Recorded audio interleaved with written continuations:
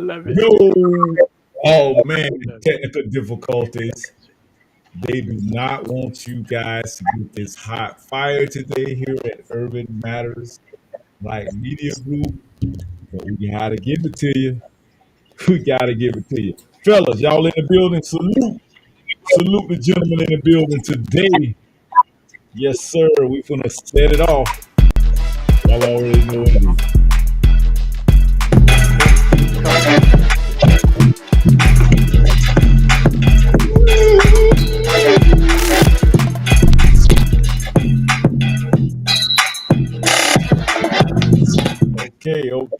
Okay. We in the building. Fellas, what's up? What's up on this April 4th, 2025? Thank you again for joining us here at Urban Matters Black Media Group. And we got the usual squad in the building, the Cross the Highway squad by the way of Birmingham. Fellas, salute, bro Mark, brother D, and the professor. And I'm your gracious host, Dr. Juice. And we got a banger for you today, man. We got a banger. Y'all are gonna really get into this one today, man. We're asking a question today. Why are black folks, specifically black Democrat voters that are American, why are they Democrat first and not black first? Now, I see bro Ma, he ready to go. Hold on. Hold your horses, Ma. Hold the mic. Hey, listen, bro. I've been getting attacked. I mean, they go with the pseudoscience, Trump deranged syndrome type thing. If you ain't traditionally a Democrat, then that means you a MAGA. Really? That's how you break that down. Why I just can't be a MAGA? Because MAGA is the plug right now. MAGA is the one that's in power right now. Whatever MAGA is. I don't even get into it that deep, bro. I'm not trying to break down pseudoscience, man. I'm really not, y'all. I just don't have the patience anymore for this, man, here at Urban Matters Black Media Group. We're here to put down some facts and some actual factual information that can help the younger generations not fall under the same curse, under the same spells that we are under as political prisoners, especially in our mental. A lot of y'all, we have slave shackles still on our mind, man. I gotta play this, y'all. I gotta play this real quick, fellas, before we even get started. Y'all hang on, man. I gotta play this real quick, man. I just gotta rock this out, man. Y'all gonna love this one.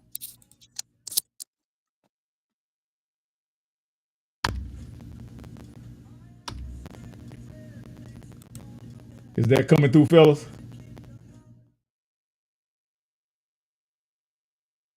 Was that sound coming through, D? Nope. Bro, Mark, you didn't hear anything, huh? Nope, not yet. How about now?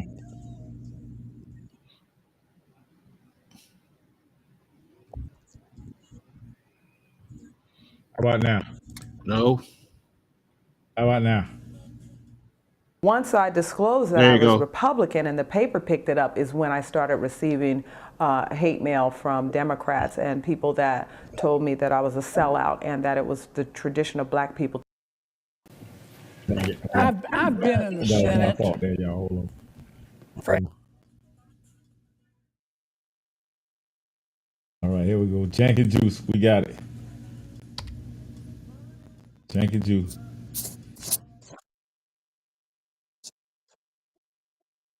Y'all hit. Once I disclosed that I was Republican and the paper picked it up is when I started receiving hate mail from Democrats and people that told me that I was a sellout and that it was the tradition of black people to be Democrat. Up until that time, I didn't really think much about it. The Republican Party has either not told its story well, or its story has been hidden and contained by the liberal media. There would be no Voting Rights Act if it hadn't been for Republican Senate and House members. There would not be the legislation we have today. It was Republicans who stood up for that stuff. The Democrats were the racists back in those days. It was a Democratic South, and those Democratic governors were the racists. But again, history has been kind of rewritten. The Republican Party in Texas was started on the 4th of July, 1867 in Houston, Texas by 150 blacks and 20 whites. It was that way across the South. The Republican parties were started in the South by African Americans. In the state of Texas, 2 of our first 3 statewide Republican chairmen were African American. The first 42 black legislators elected in Texas were all Republican. The first 112 black legislators elected in Mississippi were all Republican. The first 190 black legislators elected in South Carolina were all Republican. The first 41 in Georgia, the first 127 in Louisiana.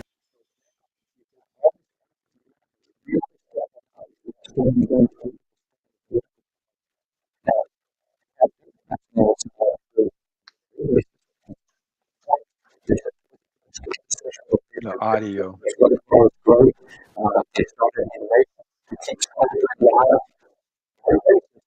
And so now they're facing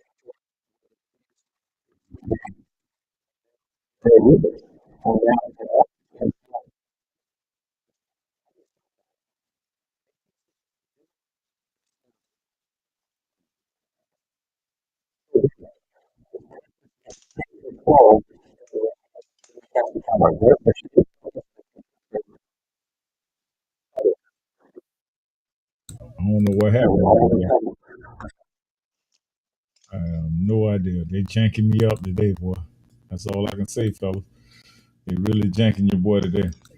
Yeah. They janking me, man. Look at that. They won't even let me pull it back up. That's crazy. Yeah, your sound is distorted again. Yeah. They janking me up. Can y'all hear how is my sound of my voice coming through? It's distorted. Okay. Give me 2 seconds.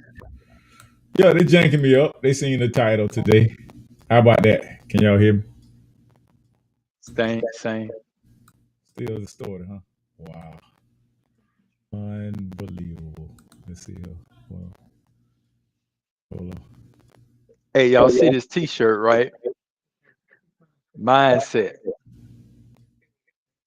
Wow. Mindset. That's what it's all about right there. Mindset. How about that, y'all? Does that sound a little I got better? it. No, we still distorted. Oh my goodness. This is crazy. Okay. How about that? Can y'all hear that? That's a little better, isn't it? Y'all like that? Terrible. No, we bad. Terrible. Oh, It's like an echo in your back. It's like a whole echo. This is crazy. Okay, let's try something here. How about that? Does that sound a little better? Hello? 1 2 check 1 2 check 1 2. So that's coming. That's better there. Yeah, that's better. Check 1 2 check 1 2 check 1 2. How's that? You will have it there. Just go out again. Check 1 Yeah, 2. Boy. it's like the volume. Thank you with me today. It's like the volume. So like when you raise your voice, it got distorted. Check So 1 the mic 2 check 1 2. might not need to be turned down a little bit. See, that's what happened when you have an analog system instead of you have a digital system. This is the digital mic though. That's the thing I don't understand about it. I do not understand that. Let's see something. Let me try something. See, when I use my cups and my string, I don't have this problem. But since y'all like technology, y'all have these problems. How that sound right there? Oh, Better? say it again. 1 2 check 1 2 check 1 2 check 1 2. Yeah, that's sounding better, right? You know what? It sounds like you got 2 mics on at the same time. I know. I don't know what the hell. How is that happening? Unless my camera mic is on. Let me see. No, that shouldn't be on. Let me check my microphone. Oh, okay. Let's try this.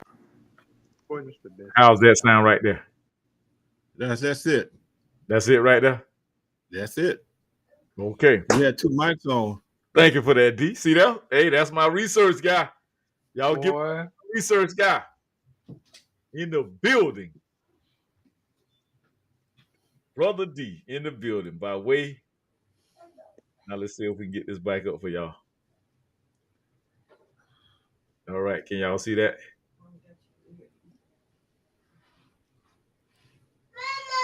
Uh-oh. Y'all can hear it, but y'all can't see it, huh? We can't do either. Say it one more time, bro. Mark. Oh. We can't see it or hear it. I heard a baby though. Let's try this here. There All we right, go. let's try that. I see it. All right. Here we go. Hey, listen, technical difficulty. We're going to work through this. So now you've got Has Let's been run it kind again. of rewritten. the Republican Party in Texas was started on the 4th of July, 1867 in Houston, Texas by 150 blacks and 20 whites. It was that way across the South. The Republican parties were started in the South by African Americans. In the state of Texas, 2 of our first 3 statewide Republican chairmen were African American. The first 42 black legislators elected in Texas were all Republican. The first 112 black legislators elected in Mississippi were all Republican. The first 190 black legislators elected in South Carolina were all Republican. The first 41 in Georgia, the first 127 in Louisiana. So now you've got all these African Americans really stepping up and starting to gain political standing, political power. Now, you have Democrats on the other side who have been very racist. It's in their platforms. They support the Dred Scott decision. They think the fugitive slave law is great. They started a nation to keep slavery alive. Very racist. And so now they're facing a situation where that these blacks are now their rulers, are now in office, are now U.S. senators, are now U.S. How do you stop that? 1866, Democrats themselves started the Ku Klux Klan. Its purpose was not to kill blacks. Its purpose was to take control and return Democrats to power. Their stated purpose in the KKK was to stop Republicans and restore Democratic control. Now, if you're looking for a Republican that you want to take care of, you can wipe out any black you want because they're 100% Republicans at that point in time. You can't wipe out any white. I mean, some whites might be Democrats. You got to be a little more judicious when you're wiping out whites. So what happens is the Ku Klux Klan starts attacking, not blacks, Republican conventions. For example, in New Orleans, in the Republican convention in Louisiana, the Klan joined with the New Orleans police, joined with the New Orleans mayor, Democrats. They attacked physically at the convention in New Orleans, Republican convention. They killed 40 blacks, killed 20 whites, they wounded 150 others. In 1868, they put out a push card in South Carolina, and it listed what they call the radical members of the South Carolina legislature. That push card's about the size of a baseball card. It was put up by the Klan. Klan put it out. It had the pictures of 63 legislators that needed to be wiped out in South Carolina. 50 of those legislators were black, 13 were white.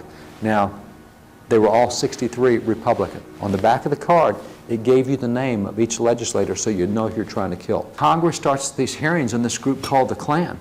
And they have hearings, and so they bring in Democrat leaders that under oath from these Democrat states said, yes, the Klan belongs to our party. It's actually in Congress. 1872, the hearings, it's a 13-volume set of hearings in Congress.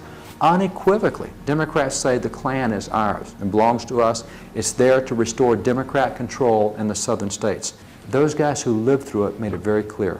For example, one of the early black congressmen was John Roy Lynch. Another early black congressman was Richard Kane.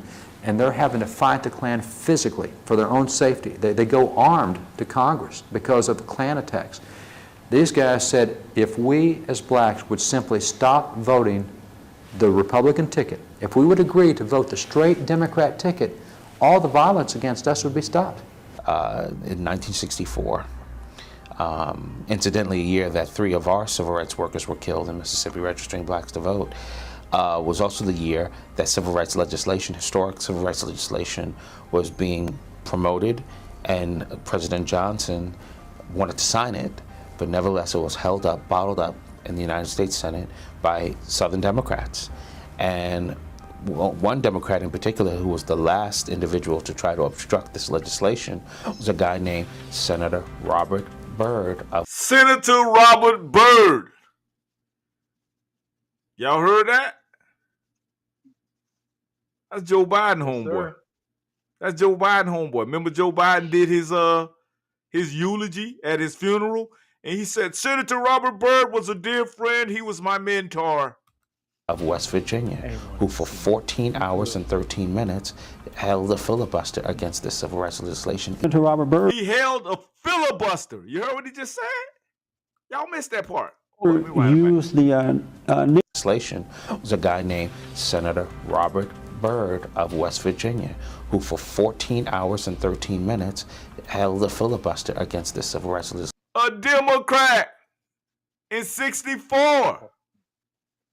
Come on, let's do the math. 64 wasn't that long ago.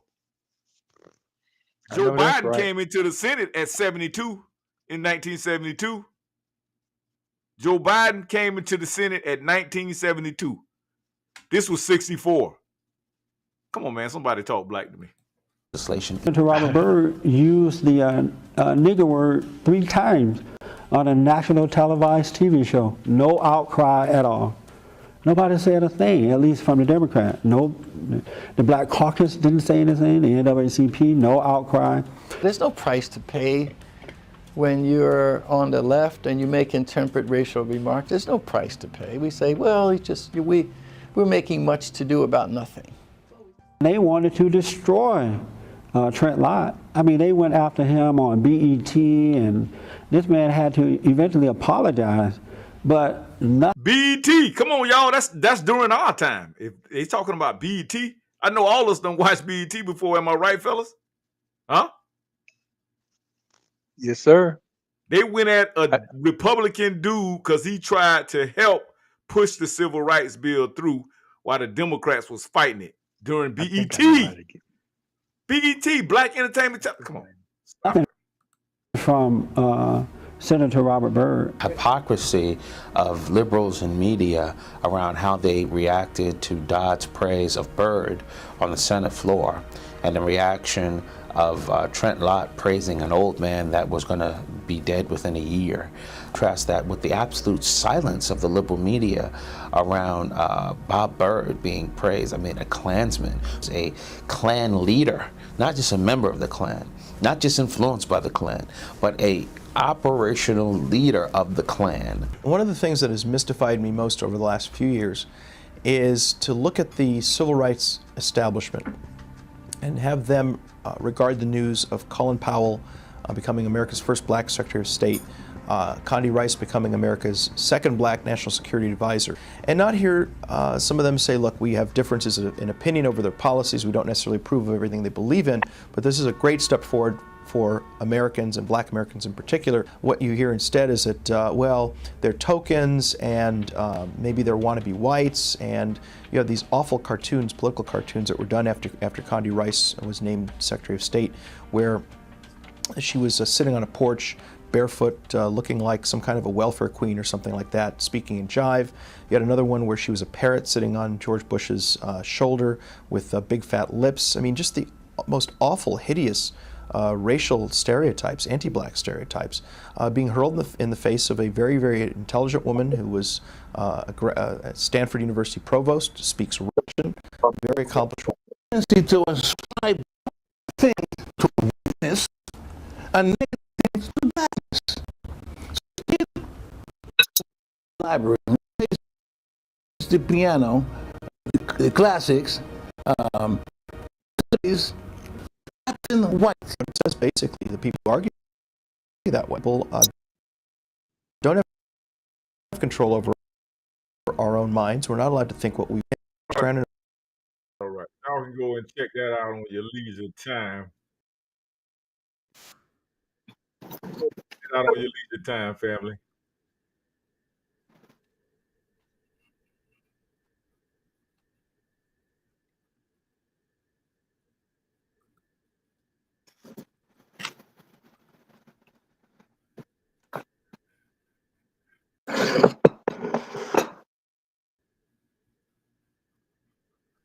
me some input. Give me some feedback on that. Give me some feedback. What's your take on that? My thing is why we don't have. Okay, y'all know the title is D1 or B1. Are you Democrat first or are you black first? Are you a black American first? If you're a black American first, how are you now right here in America walking around finger pointing at your leader, finger pointing at your country, and siding with foreigners, taking up for foreigners before you take up for your own country that your own children and your own family was born in? I have a problem with that, man. And you can say what you want, but listen, I'm not gonna put anybody before America. I'm sorry, it just ain't gonna happen. Brother Mark, chime in. Oh, bro, you know me. I'm chomping at the bit on this one because I really don't know where to start, but I can't Just start start. at the beginning. But I'll go with this: black first or Democrat first. I love it. Why? Because for some reason, we're Democrat first. We don't look out for our own interests first. Absolutely. And as a community, we are not looking out for our own interests first. I need to understand. I really need to understand. When is it us as God's created people? God directly created the black man and woman. When did we start being so immoral to start putting homosexuals and deviants ahead of our children? And we allow people to do surgeries on our kids. We allow people to kill our kids, and we stand up and we fight for all of that with pride. I need to understand that. And then we actually have the nerve to stand in front of somebody who actually have a brain and utilizes it.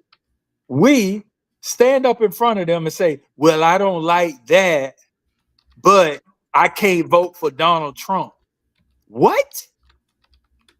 So you rather vote against your children and their morality and against God than vote for Donald Trump? You gotta be kidding me. I can't believe it. I'll sit down the mic right there for now. Professor, chime in. Get it in now. Well, you know, I'd like to bid greetings to my brothers and everything. Hope y'all doing well. Thank you, bro. Historically, we've always been a pawn in the United States Civil War. And it's been proven over and over again that no specific party has been in our favor as a people. And I can't understand for the life of me, why do we have what I call this poor mentality? What I mean by that is, you know, we go from one pimp to the other. You know, it's an educational deficit, if you ask me. But I think you're doing a good educational deed here, Dr. Juice, to point all these things out, sir. Yeah, I'm just, you know, don't take it the wrong. We got some background noise from somebody. We got some background noise. What you hear? I mean, don't get it wrong. Don't take it the wrong way, man. I'm not trying to be a pessimist or anything, but man, we gotta come up out of this because nobody is like these black politicians. They Democrat first. Your Jasmine Crockett's, your Cory Booker's, your Al Greens, your Sheila Lee Jackson's, your Maxine Waters. Them people Democrat first. Now they can do when it comes to us. Like, where's our hate crime bill?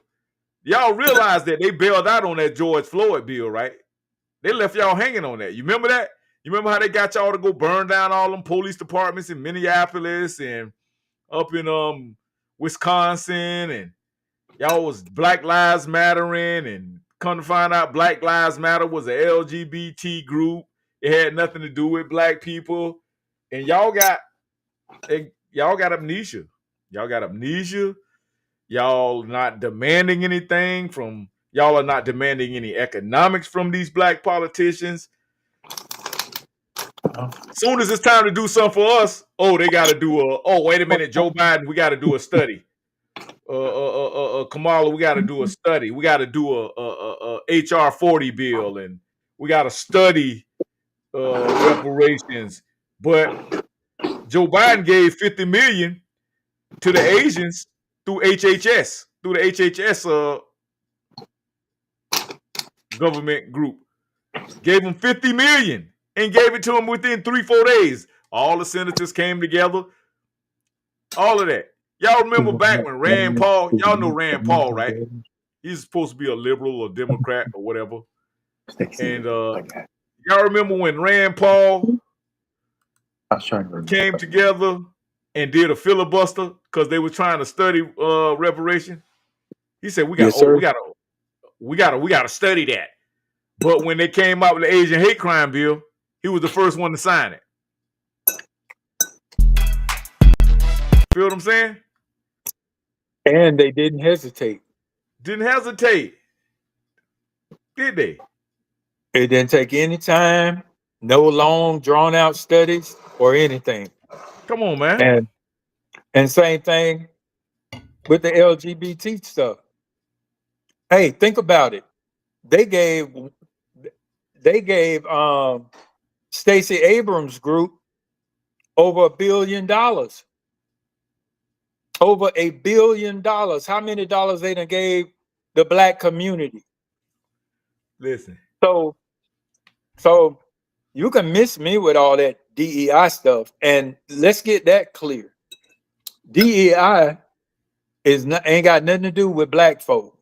That's another way to water down the Civil Rights Bill, and that's another way to give benefits and handouts to LGBT. If you look at all the stuff that was cut, that was DEI, that was LGBTQHYZ stuff. Come on. So talk to me. So we have to start looking at some of this stuff.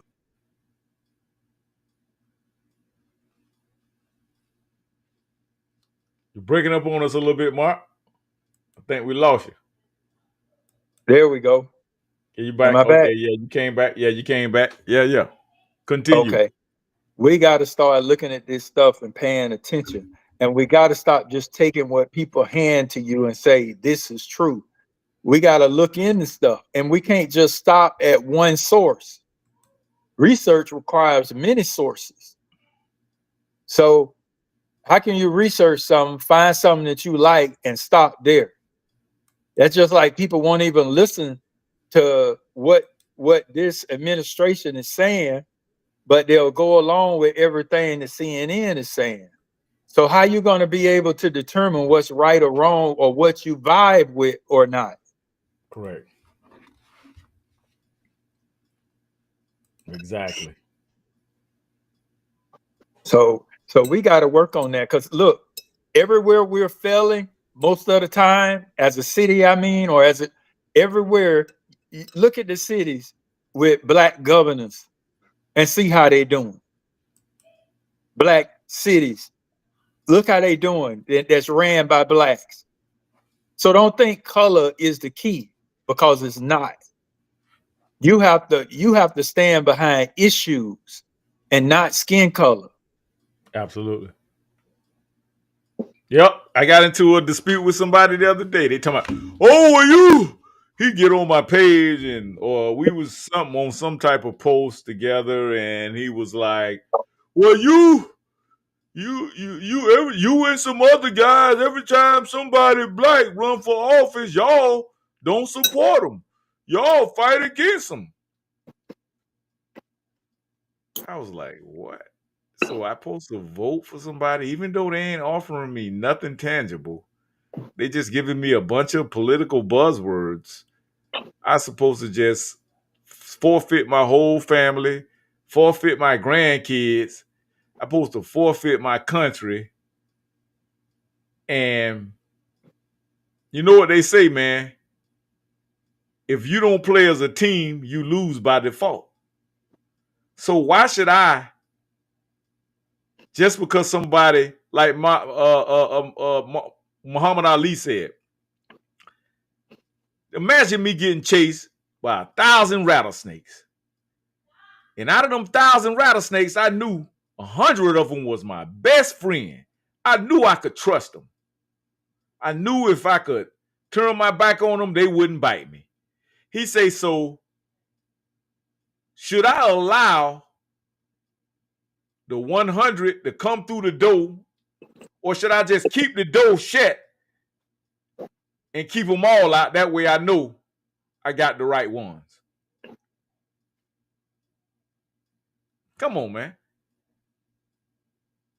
It makes so much sense, man. So I know a lot of people be like, you know, what does this have to do with urban matters? What does this have to do with Black economics? What does this have to do with group economics?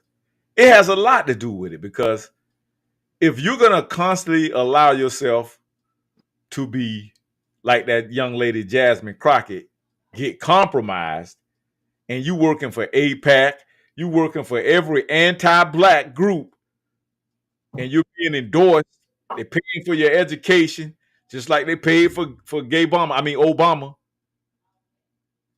They paid for his something ain't right in the sauce. It's a pattern here.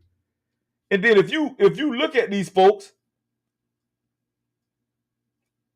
a lot of these Black politicians, like right now, give me the number one argument that girl Jasmine Crockett stressing about right now. What is it?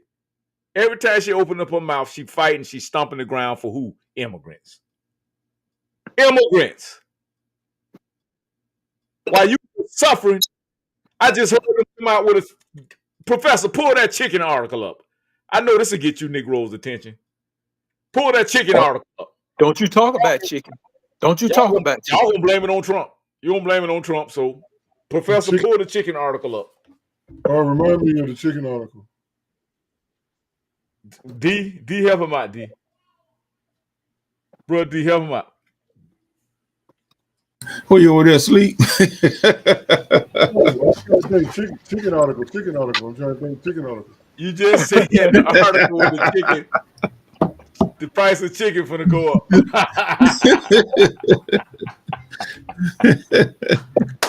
Oh yeah, I was watching. Well, that was on that was my bit on the terrace, right? So on the terrace, hold on just a minute. Chicken. Pull the article up. We want to run the article. This the home of the receipts, so we like to have the receipts, Professor. So these goofballs don't go, man, why are you talking about chicken, Jew? That's Trump. And while the professor pulling that up, and he mentioned something about tariffs, right?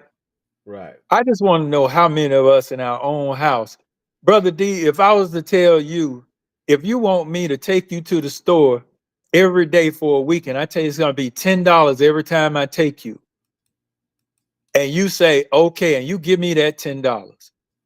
But then the following week, I need you to take me to the store for that week.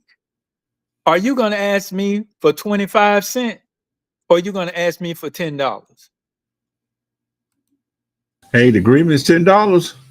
That's right. So that's exactly what Trump is doing now. He's saying, hey, if you want to charge me this much, then I'm going to charge you that much. And make it so bad, he's not even doing that. He's charging them half of what they charging us. And they trying to complain. Yeah, because I'm looking at the stock market went down 2,200 points. It's gonna. That's a power play. It's all power moves trying to get everybody trying to get what they want. Chess. Yes. So yeah, they're gonna try to drive it down. And then we also understand this, what the rich do. Before the stock market goes up, what do? They bring it down. They bring it down real low. So what?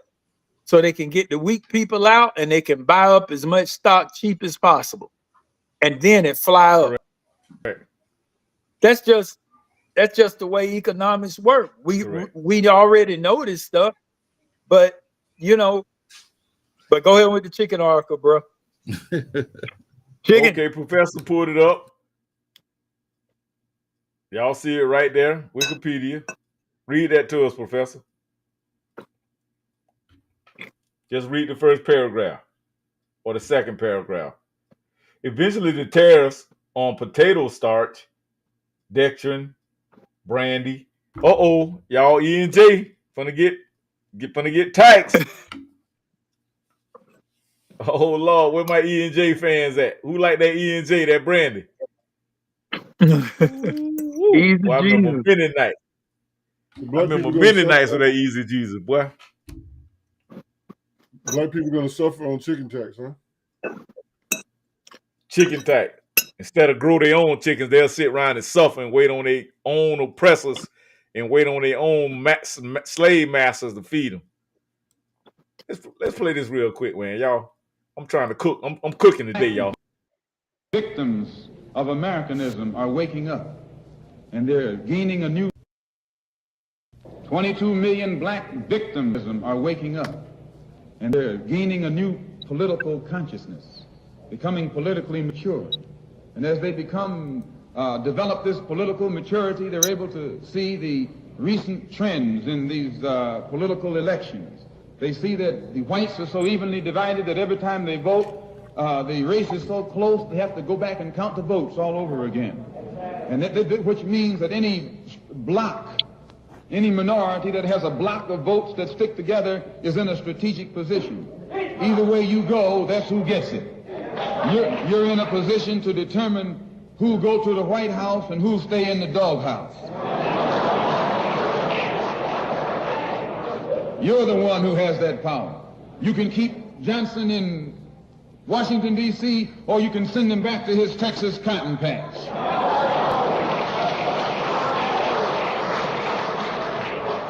You're the one who sent Kennedy to Washington. You're the one who put the present Democratic administration in Washington, D.C. The whites were evenly divided.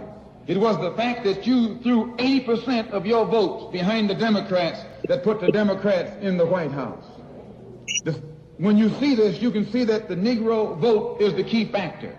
And despite the fact that you are in a position to be the determining factor, what do you get out of it? The Democrats have been in Washington, D.C. only because of the Negro vote. They've been down there 4 years. And all other legislation they wanted to bring up, they've brought it up and gotten it out of the way, and now they bring up you. And now they bring up you. You put them first and they put you last. Because you're a chump.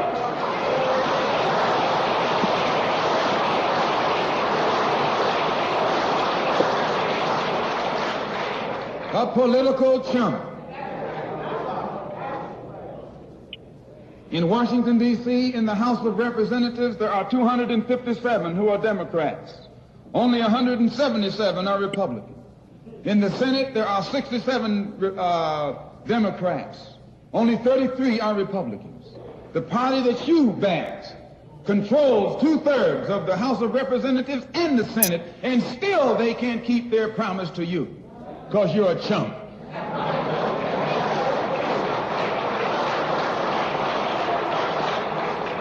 Anytime you throw your weight behind a political party that controls 2/3 of the government, and that party can't keep the promise that it made to you during election time, and you're dumb enough to walk around continuing to identify yourself with that party, you're not only a chump, but you're a traitor to your race.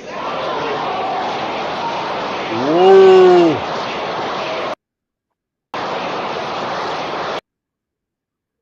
Oh man, he said you're a traitor. Hey, y'all heard that? Did y'all hear that one, fellas? He said, when you let a party that control over 2/3 of the Congress, and that's exactly what just happened 4 years ago. The Democrats had Congress and they had the White House. They had both groups of Congress, the Senate and the House, and they was in control of the White House. And yet and still, what did they do for y'all black folk? Right here. What did you get for your vote 4 years ago in 2020? What did you get for your vote? Nothing burger. Oh no, With you was forced to take a jab. And if you didn't take that jab, you probably lost your 100,000. And that won't understand.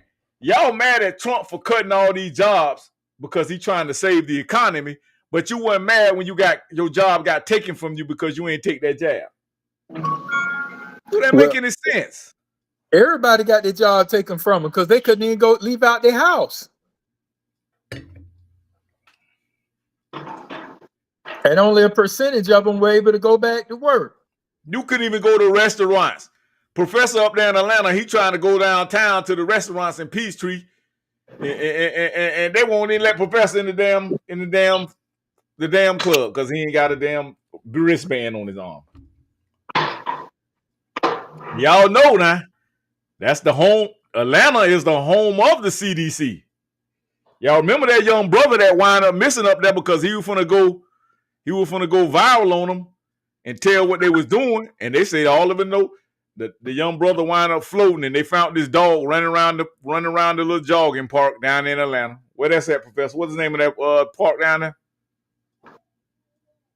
That was Piedmont Park or somewhere like that, Chattahoochee, I think. Don't quote me on that. They found the young brother floating. They yoked him up because he was gonna go ham on them and tell the truth about what's going on with the whole damn the Rona. Y'all know about that Rona, right? I gotta talk in code because they'll block my channel if right there, them blocking your channel. Bro, what is that? Censorship. Censorship. What is censorship? That's dictatorship. Y'all just was under a dictatorship. But Trump is the dictator? Couldn't leave your house. Who remember all them shortages? Y'all remember all them shortages? We had shortage of this and shortage of that. They were claiming, but they were leaving them doggone ships. They left all them ships out there.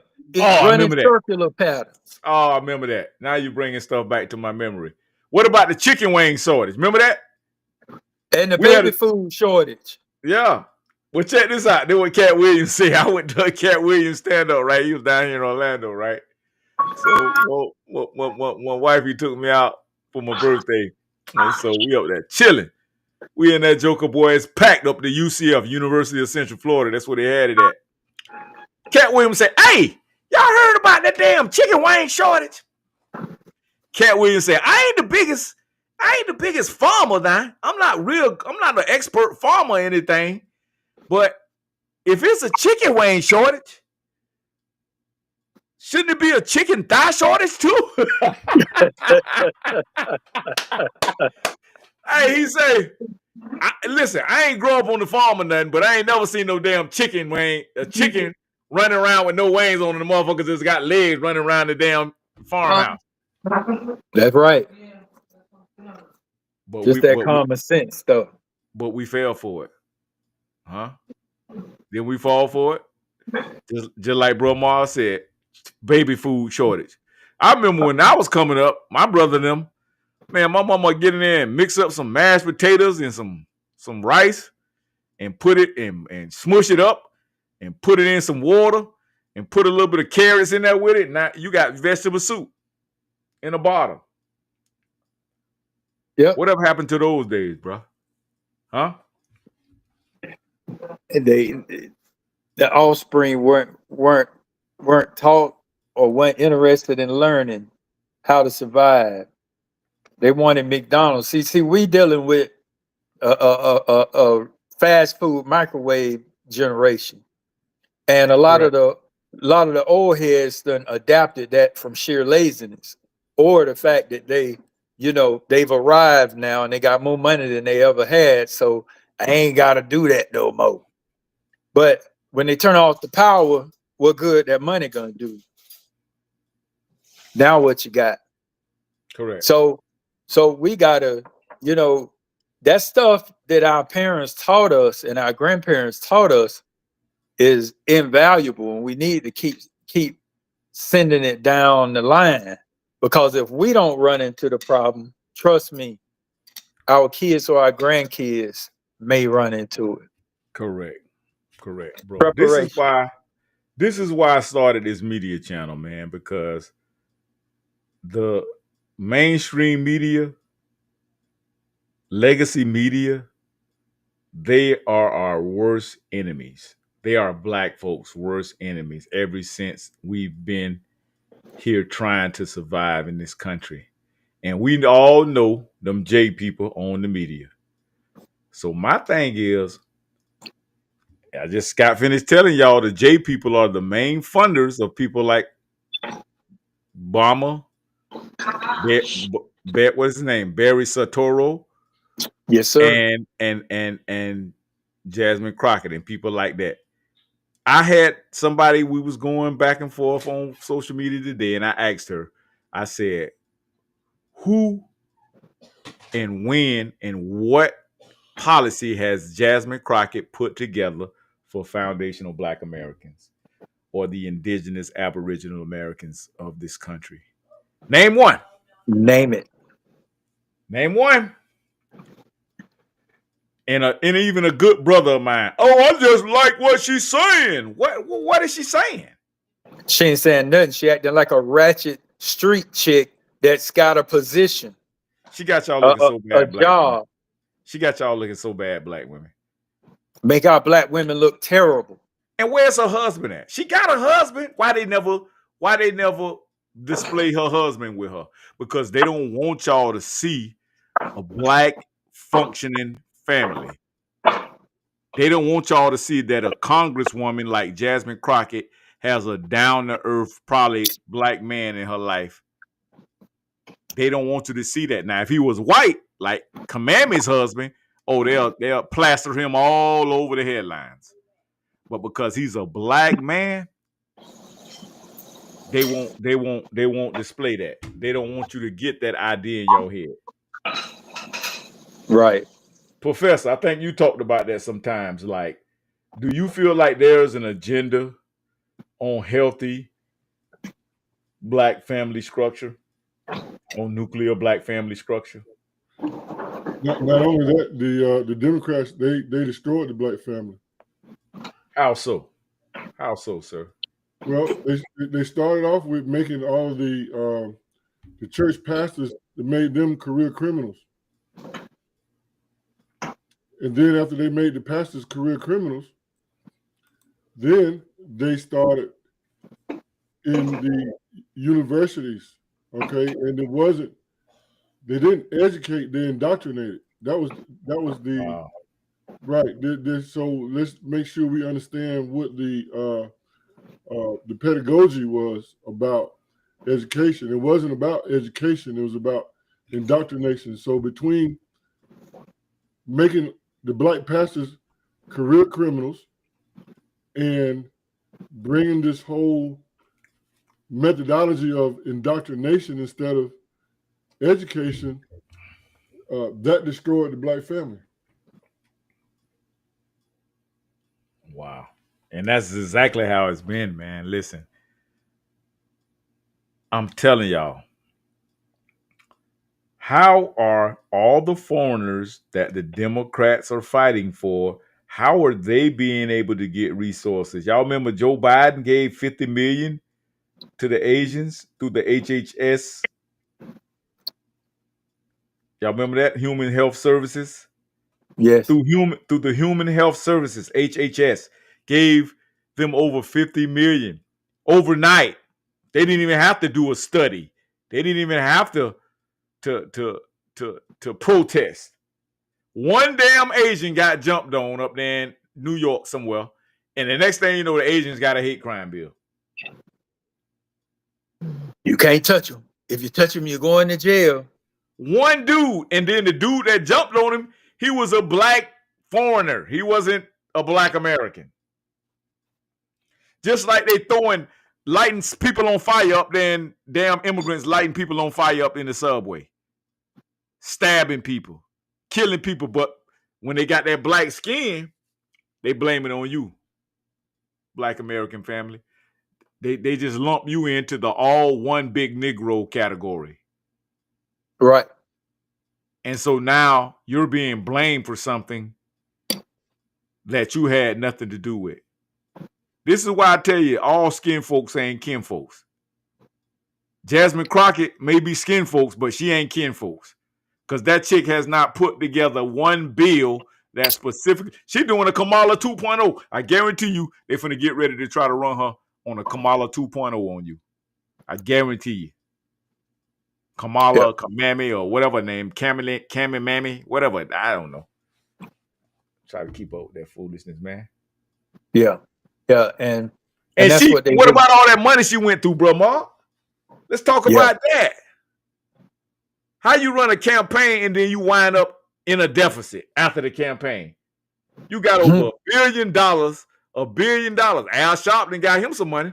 Roland Martin, pudgy ass, got some money. Yeah, all of them. What the little funny boy name? That be crying on TV. News boy. Trevor Noah and not Trevor Noah. You talking about I can't think of his name. Not Don Lemon, but I know you're talking about the boy off of Don Lemon ain't much better. He ain't much better. Van, somebody. Oh, Van, isn't that name Sims? Or no, it ain't Sims. It's Van somebody.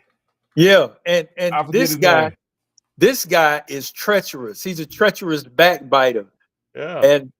And because he actually went to Trump to help get a bill passed.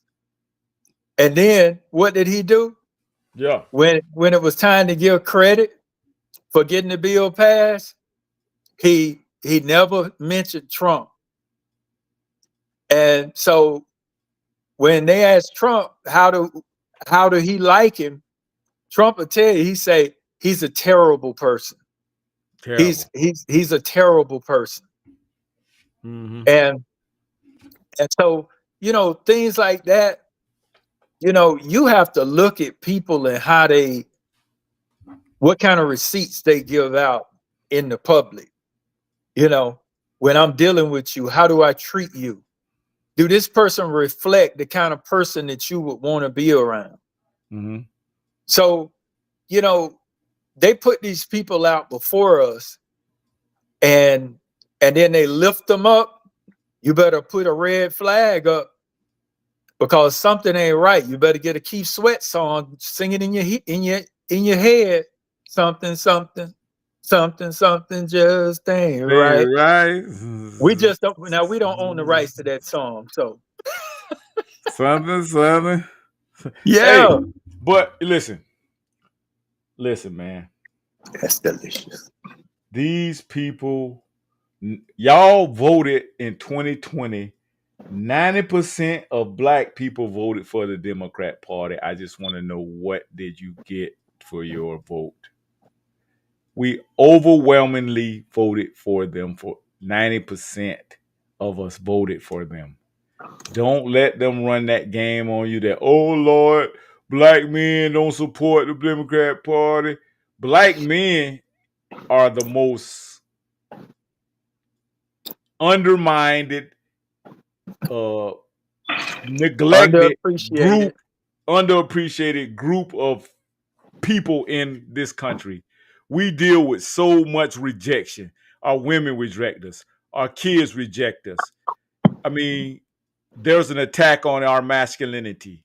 Like if you try to be a real man, you're now categorized as toxic because you're trying to do what men in your family taught you how to do, and that's be a man. It's like you got to bite your tongue. You got to turn a blind eye to dysfunction. Right. And that's the day why I'm saying, are you black first or are you Democrat first? How do they get to be the dictators? How do they get to be the spokespersons for our culture? while we're not getting any type of extended alternative education. You got black men like the professor who has about 1,000 degrees and he ready to hit the paint. He ready to hit he ready to hit the ground for black families and better us. I did something on my let me go to something I had on my I went to the local elections here locally, and I'm gonna tell you what a lot of these white men tell you that black men are scared to say. They give it to you blood raw. They don't bite their tongues. That man say we need school choice.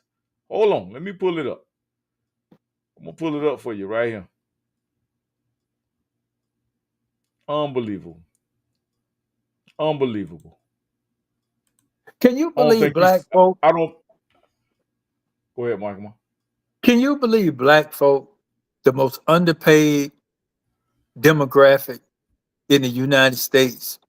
Can you believe we vote for higher taxes? Yeah. I don't understand it. We'll actually vote for higher taxes because we should be paying more in taxes. Unbelievable. Unbelievable. I can't believe it.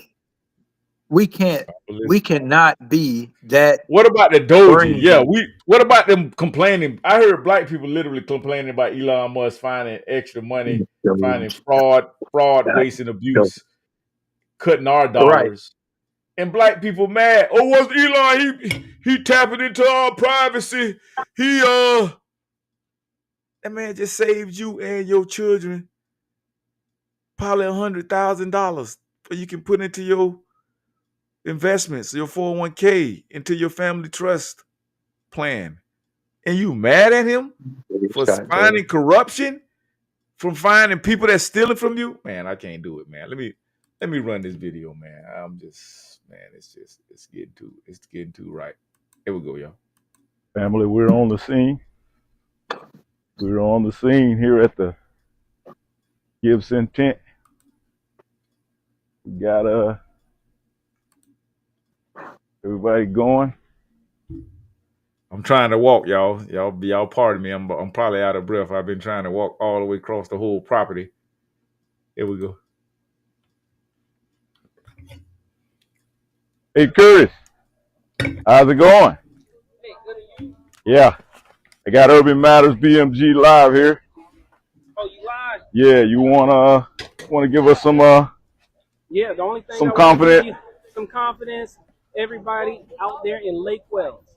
If you're a city resident, I need you to get to the city hall, check your precincts to know if you need to come to city hall or you need to go to Lake Ashland community to vote. This is very important. We need every vote. We need everybody to get up, call your friends, your family member, your cousin, whoever you're associated with. Call them and tell them to go vote today. It is important. If you want someone that's gonna fight for you, you need to vote Curtis Gibson to be your next mayor today. Today is the day. Big words from Gibson. Vote Gibson. Yeah. All righty. Thank you so much. All righty. So we'll be going live all day today, on and off. Mr. Gibson, if you want to chime in, we'll definitely just keep your eyes on the platform, and we'll be going live to let you reach out to your voters. So you're feeling real confident, right? Feeling good as it's gonna get. You know, hey, either way, we're happy. Did you see the data numbers we posted on the platform? Yeah, go check out. I think I may have did it on one of my streams today. I did an early live. Oh, you did? Okay. And I don't know if it posted because some kind of way my account went janky on me, but yeah, go check out the numbers. The numbers are real close. But the thing that I noticed about the numbers, Mr. Gibson, was that you have almost a little over 2,000 NPA, that's non-party affiliations. And that would have really, really turned the tide and made things favorable for you in your campaign if somebody could just target those non-political affiliated voters and the independent voters. I think they was like 300 or something. I got the numbers on my site, so you can go check that out when you get a chance. But watch behind you there. It's kind of fans a little wide there. But yeah, Simpson could have got more engaged. Did y'all hear that part? What I told him, he didn't engage in the MPA grouping category. He didn't. Professor, did he? What about the Latino voters? Instead of cooking hot dogs, he should have been cooking pulled pork for the white people, tacos for the Hispanics. But he cooked hot dogs. It was one of the worst cases. It was one of the worst cases of political campaign incompetence that I've ever seen. So you saying if he would have served some pulled pork and tacos, he probably would have had a further reach in drawing in registered voters. And we're not talking about people who interested in voting. We're literally talking about registered voters. Pull that chart up for us, Professor, while we're having this discussion real quick, sir. Hey, Dr. Juice. We did the data. There were 2,000 MPA voters. And there were also, and even Jack didn't engage these groups either. Mr. Hilligoss, you could have did a better campaign. Even though Jack Hilligoss won the election, he only won by 800 some odd votes. Curtis didn't even get 1,000 Democrat votes. And there's over 2,000. Was it how many registered Democrats, Professor? 2,000 something? Here you go. It's coming up. Excuse me 1 second. This is the stuff we got to discuss, man. We got to discuss this type of stuff. This is what Urban Matters is for. Y'all excuse my passion. I have your chart up, sir. But I'm up all night with this stuff, man. I'm up all night with this stuff. I have your chart. Y'all help us out, man, please. There you go. So you had 656 Latinos, and you had 1,147, and he didn't even get over 1,000 votes. That's horrible.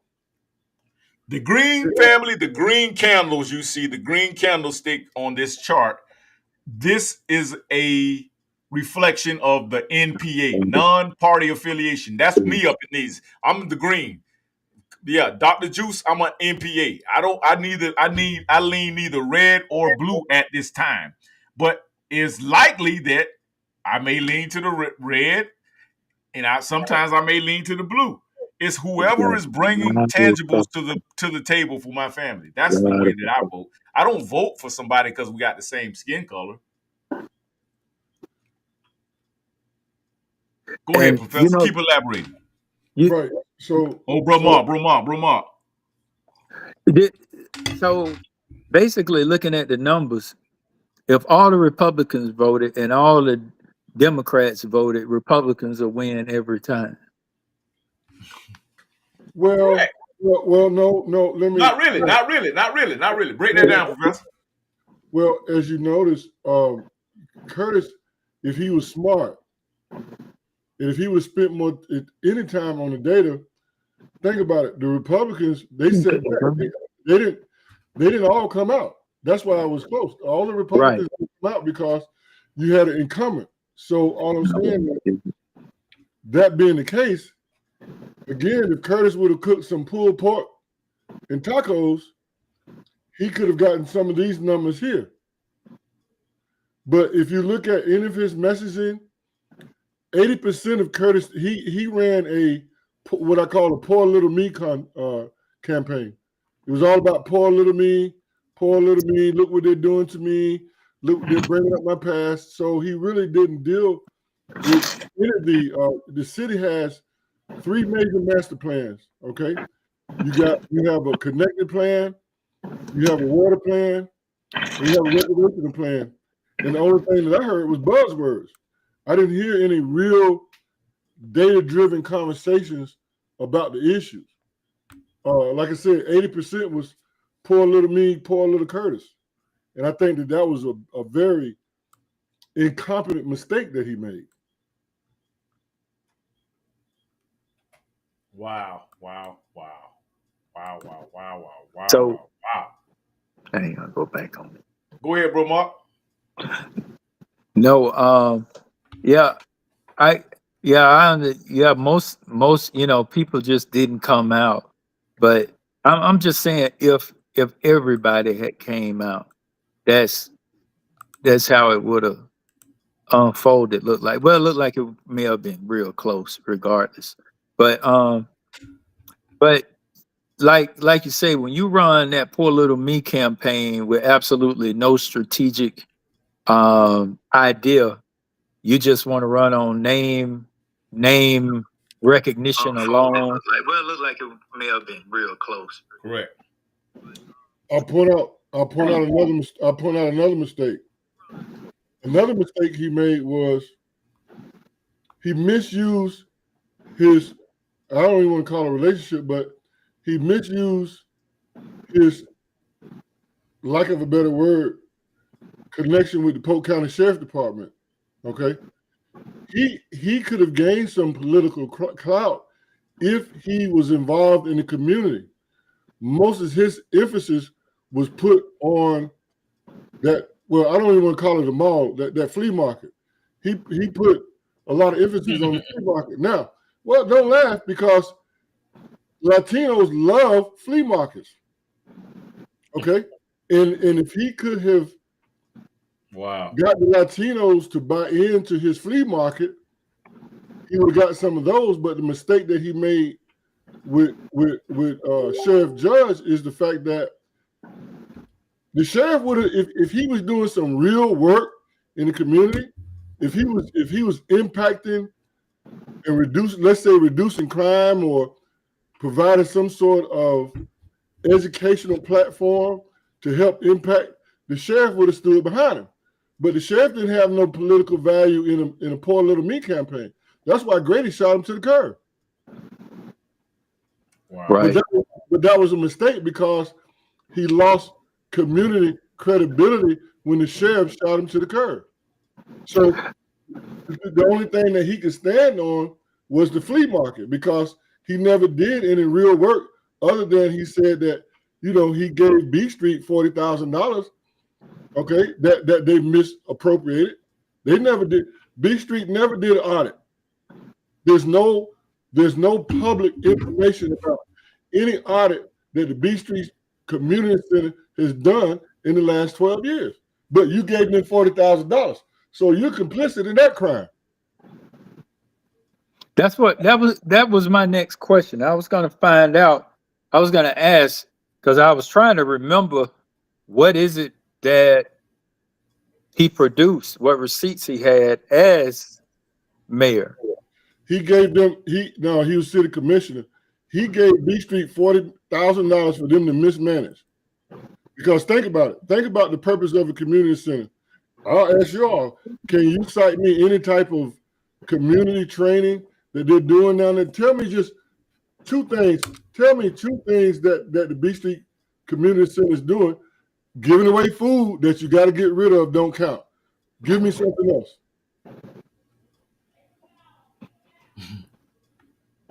I agree. I'll wait. I agree. So what I'm saying is, politically, I would love to get behind something. We're looking for somebody to get behind. Okay, I'm looking to invest in a leader. Okay, I've been behind that. I wanted to invest in him, but he went sideways. You got to have, in order to be an effective leader, listen to what I'm saying. I didn't say politician. I said leader. You got to have hands-on community engagement. You can't be going around and learn a few buzzwords and think people are going to go for it. Buzzwords, there's no action behind buzzwords.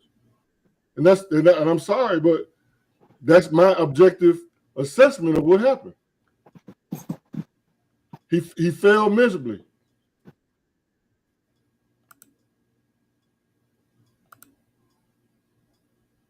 There it is. There's the numbers. Professor broke it down.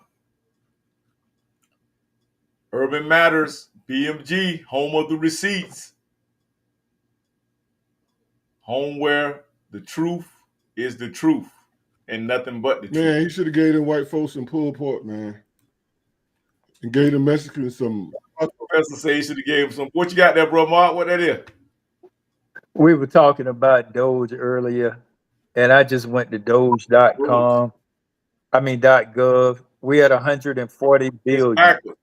You got it backwards, bro, Mark. Go see your camera at the bottom. See the camera icon? Yes. Click that, and then click flip screen. Do you see it? Flip screen. It's a mirror. It's a mirror. See, it says mirror. Oh, no. Oh, let me do this. You don't see camera, then mirror your camera. Camera. Okay, boom. I got hit the arrow. Camera 2 facing front, camera 2 facing back, camera 3. Man, this thing. Camera 2 facing, do the back. Do the back. Okay, let me try that. No, we got your coffee now. We got your cup of coffee. Oh, that's the wrong one. Do camera facing front. Let's try this. This technology, we playing with it. This what we okay, here for. That's the front facing. This is funny. Okay. That's back at the coffee cup. Okay. Oh, you know what? Again. Oh, so you on the phone? Yes.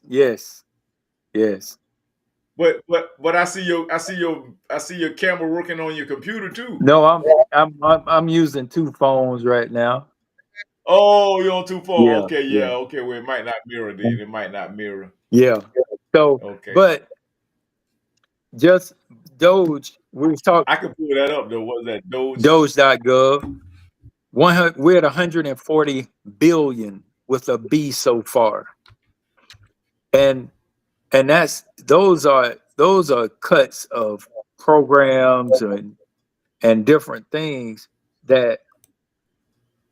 that's been reduced, and the amount saved per taxpayer, we're looking at $869.57 per taxpayer being saved. So, out of all the bell ringing I hear from the Democratic Party, why is it we don't hear anything about good job with this? I'll go to when SpaceX sent up the rocket and got those astronauts. I listened to 3 or 4 different news telecasts. And of course, they didn't say SpaceX. They didn't say Elon Musk, not one time. Because they reported the news, but they didn't give any props where props were due. This man that came up with a rocket that can go up there and come back and land itself on the pad. And you want to talk about some other mess? Come on. He's a hit dog will holler. So that's why they're running around hollering, because people are getting their little programs and their little money pots cut. So, we have to use our brains and think about it, because that's a lot of money, 140 billion and counting. And we haven't been through all the agencies yet. So we still they got to finish Department of Education, HHS, GSA, and so forth, USDA. So we just gotta see stuff for what it is and stop listening to the news, because all that money that's cut down, that's our taxpayer money that's being sent overseas and everything else. But I'm in Florida. When that hurricane hit, they don't send me thousands. They don't send me the money that they sending people from Ukraine and for illegal immigrants. Those people, exactly. We get a little bit of food money. We get a little bit of money for that. Those people in North Carolina lose everything.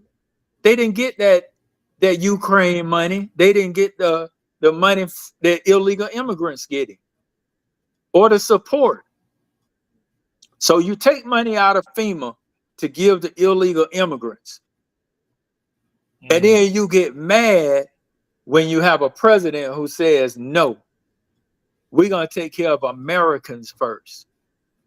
I don't understand that. I really can't. It blows me away. And most of the people I hear with all the griping is right here in Florida. And it's like, wait a minute, this don't make sense. So you're going to fight for illegal immigrants to get benefits over citizens. Can somebody tell me where that makes sense?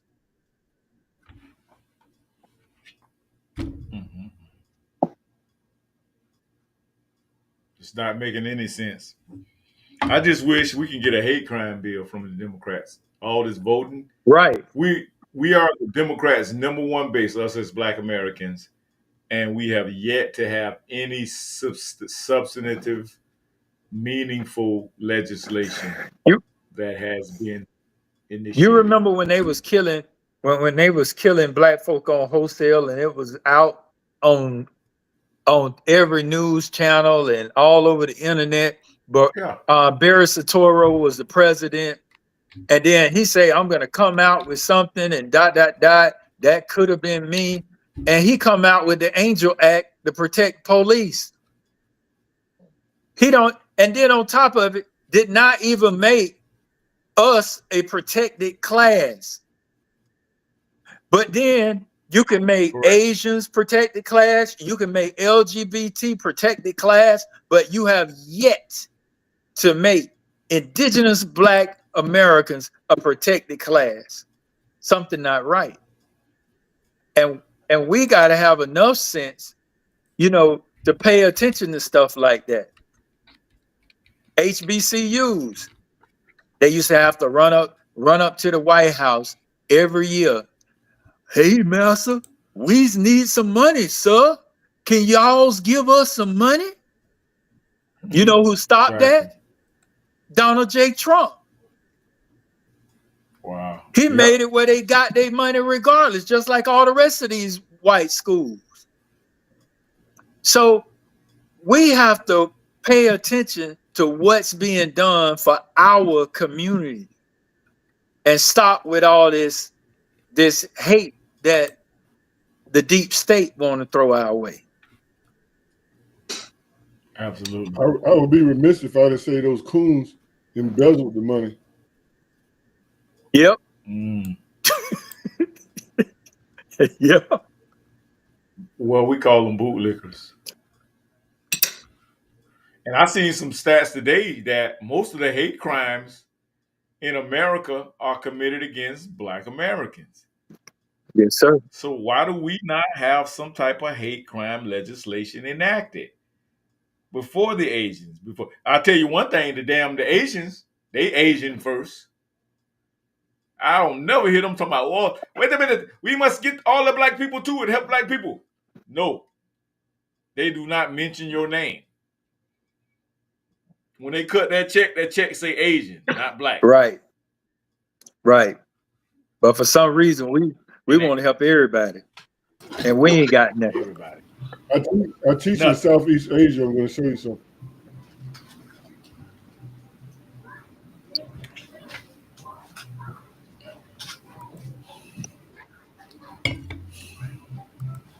Do y'all remember the term coolie? Yep. I don't. Coolie was considered Chinese and Indians for cheap labor.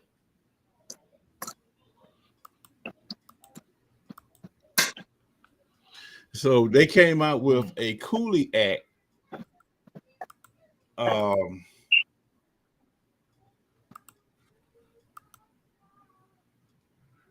Oh wow. Wow. So see, one thing, we haven't been taught history, true history, and when you go back and look at 18, it's a lot of event happened in 1800 because United Kingdom, they were the drug dealers of the world back then. And so when they went to war with China, the Opium War, Mm-hmm. and so part of India was part of that too. And over here, they haven't taught us anything about that because the opium, it was so bad. The Chinese government came up with a law against it.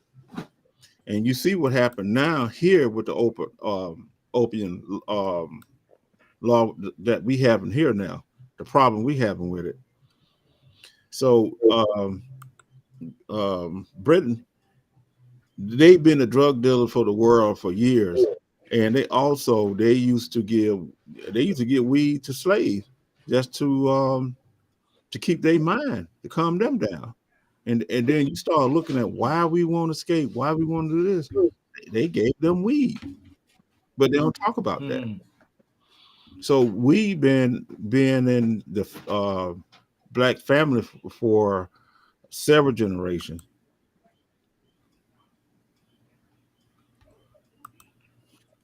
Thank you for that, brother D.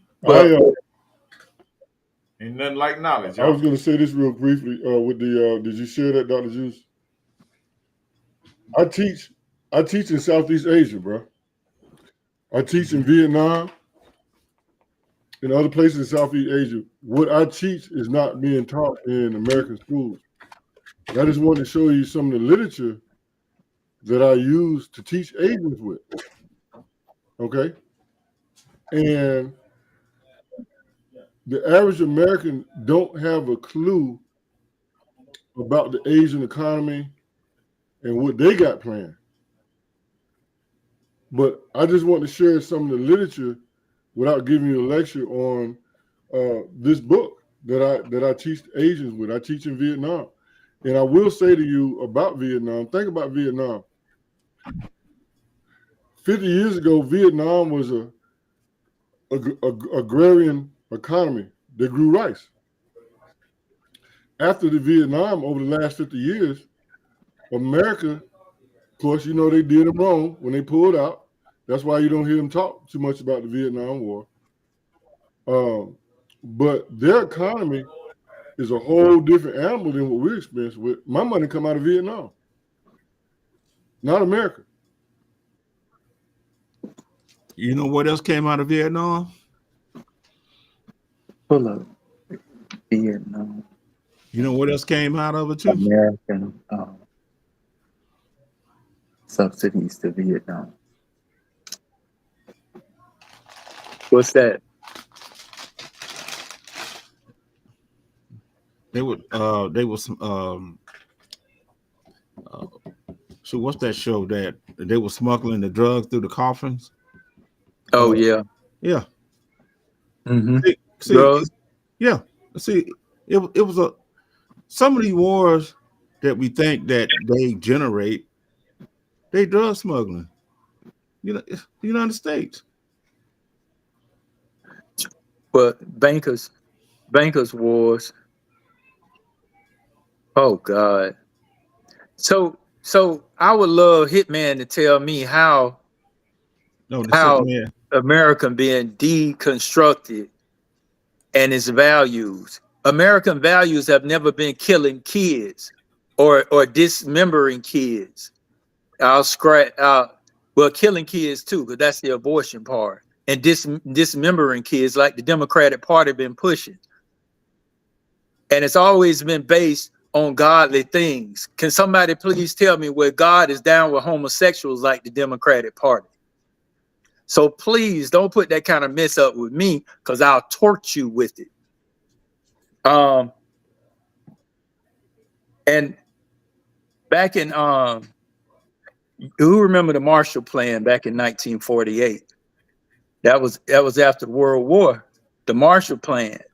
That's when a lot of these trade policies started. Because what we done, the Marshall Plan was we were basically giving them an opportunity to rebuild, and we came up with these one-sided trading policies so that the U.S.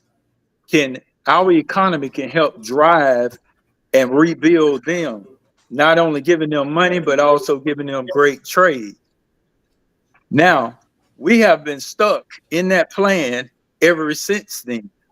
And we've done that with Vietnam. We've done that with Germany. We've done that with everybody that we've had a conflict with. And we have never gotten out of those. Japan.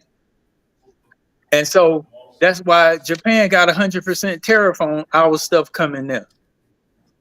Germany, we can't even sell a car there. So when I hear people saying, "Oh, we can't do that. We can't do that." Well, we got somebody standing up there saying, "We're going to cut out your taxes."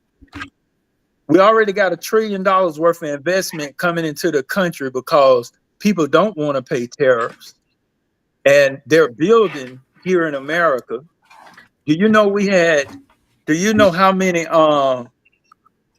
factories, manufacturing factories, like steel and all them mills? You know how many of them left the United States to go to China and other countries? Damn near all of them. Yeah, because Right. Birmingham had a big steel factory, and U.S. Steel. That's what it was. U.S. Steel. Yeah. And half of that county is gone now. Just Right. dead. And when you pull industry out, that's what happens. You depress an entire city, an entire area. That's why Detroit is almost being sold at wholesale, because there's the car makers are gone, or they've downsized so much to where Americans can't live. But we have a doggone administration up there that's making them come back by tariffs and whatnot. And we got some of the silliest people I've ever seen in my life complaining because we got somebody, a president of the United States corporation, saying, "I want this corporation to make money and I want our people to have jobs." You can't have a job if all your manufacturing is overseas. Well, So 1994 let me jump NAFTA. into that right quick, Brother Mark. Yes, sir. Here's the problem.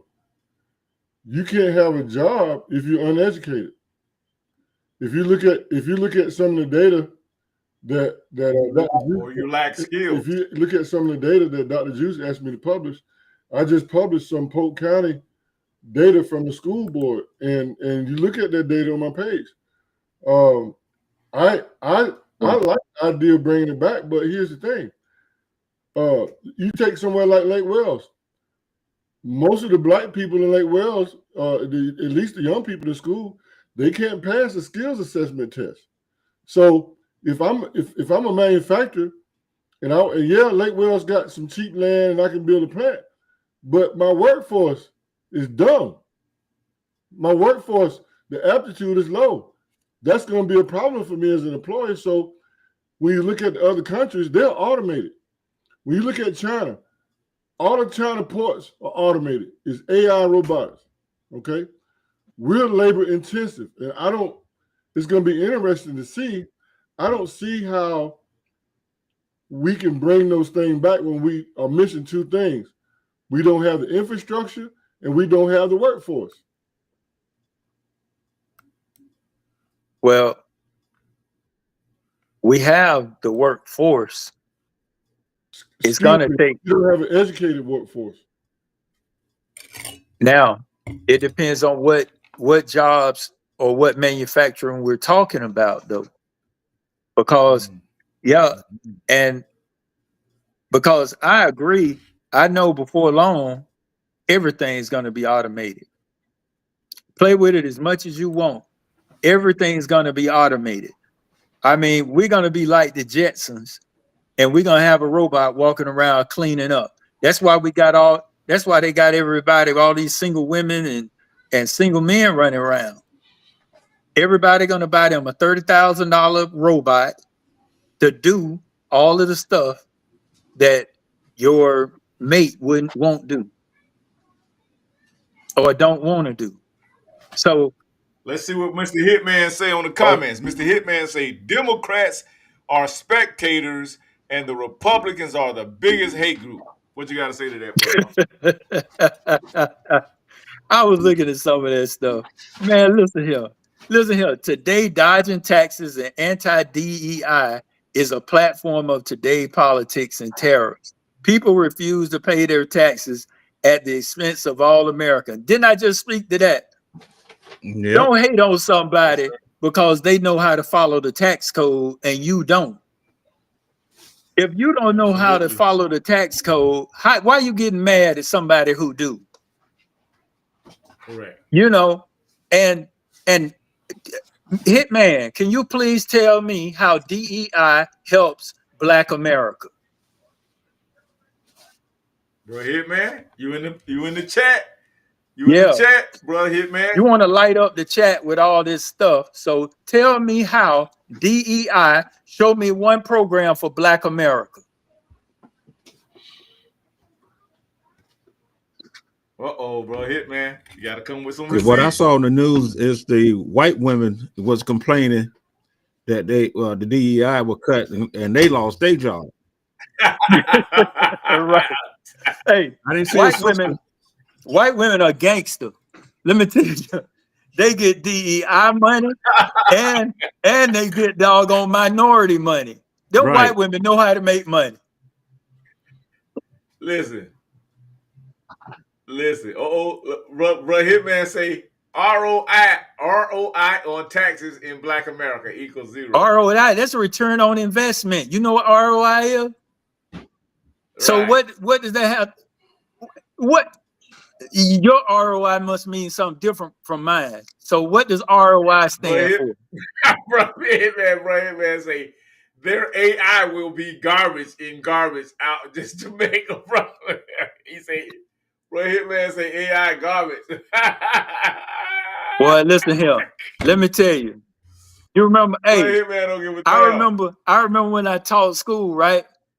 And I was getting trained, and I had this coach. He say, loud and wrong, loud and wrong.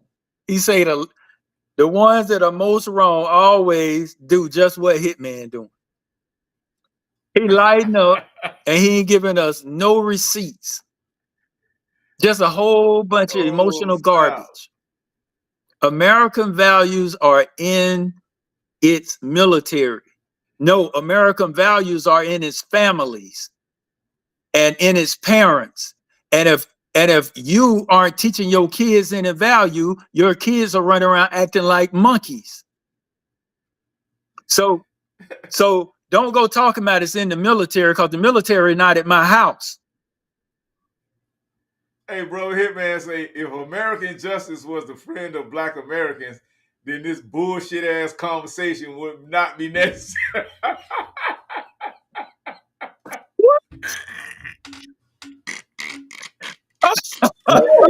Hey, bro, Hitman going for the juggler vein. Bro, Hitman don't give a damn, man. Bro, Hitman gives 0 fucks, man. He cutting it, baby. Oh, I love this BS behind conversation. That's that Bro Rabbit coming out of him.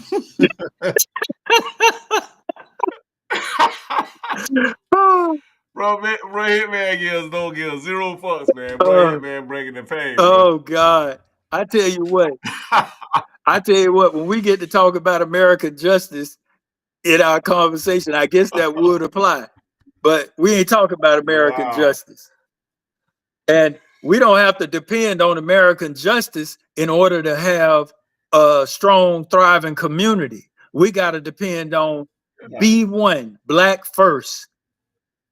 Black first. And then you can have you can have that community. You can have that peace. Your old folk can walk down the street. Y'all all remember when we was jits, what would happen? We can be out there on the corner, laughing, talking wrongs, cussing and carrying on. But Miss Johnson walked down the street within earshot. What everybody done? Straighten up. And Miss Johnson, how you doing? Can we help you? I'll get that for you. And we turn into the sweetest little cubs ever. That's called respect. And then when she left, we went right back to, I don't know who that nigga think he is. Why is it Bro, you not Hitman say teaching your kids the to be the police will get you to understand. You got to teach your kids to be the Bro, same way. The police will get Mhm. you to understand. The police will get, yeah. See, that sound right, don't it, man? Massa show get you to understand. I's go get the big bad white man, and he's a show you's a bad Negro. See, that's why do we come to that, man? We talking about black first, and we got this dude on here talking about the police will get you to understand. We's got a good boss. Master Judd will get you right. Man, get out of here, man. You can't come at me with that stuff. I can do this all day. I will crush every sentence, every statement you have. So the best thing to do is go grab a book and go get educated. I've been doing it for years. Now, this Bro, Hitman say from Kaepernick to George Floyd knees, y'all missed the love. Hey, but hey, let me respond to George Floyd. You do realize that the Democrats are the ones that shot down the George Floyd bill. They said that it was the Republicans, but it was them white boys on the Democrat side that would not give them enough votes. I digress. all right. How you feel about that, Hitman? Massa donkey Democrat ass is the one that chop you off at your knees. That's why it's a Democrat and that's why it's a donkey, because you're an ass when you do it and you don't have a You're a memory. jackass.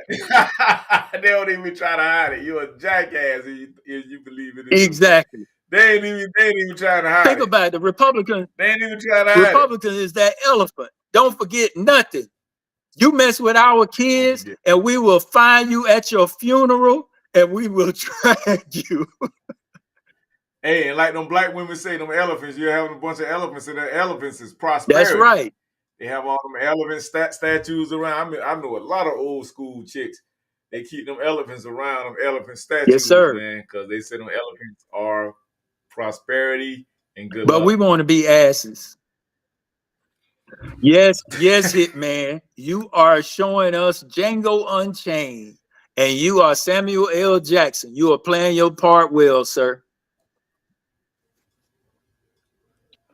You know, some people will who have what I call an attention deficit. They'll do anything to get attention. So y'all making him a star on your platform today. I think, you know what, brother? You know what, Professor Voss? I think sometimes, just like with your kids, you gotta get them the spotlight. You gotta give them, give them their time in the sun. Hey, but no real, but no, bro, real talk though, bro, Hitman. We really, really do honor and appreciate your feedback, because this helps us build our case studies, and Professor will fill us in with the case study issues where we study this and we study the behavior, and we have a few psychological engineers. Professor is a behavioral science major, and this is great case study for us, right, Professor? Absolutely. It brings to mind of Stockholm syndrome. Are you familiar with the Stockholm syndrome? Yes, sir. Yes, sir. Well, this is a clear example of that. This is that the Stockholm syndrome is well in line, where you're a hostage, and at some point you start aligning yourself with your oppressors and your captors. So I think he might be experiencing some Stockholm syndrome going on. And I think we've been trained to this whole notion of agree to disagree. And when we go with the agree to disagree, that means that I'm not going to listen or think about anything you said, because I'm just going to agree to disagree. But we can't do that because we have to actually take in the information that somebody's given and prove it to be right or wrong, and then discern how we can use it or not use it in our life. You know, we can't just go, I'm going to agree to disagree, because that means I'm dismissing everything you said. So, you know, a lot of these phrases, these buzzwords that they throw out there in the ethosphere for us to like and adopt in our lives aren't good for us. It's only good for us to be individuals and outcasts.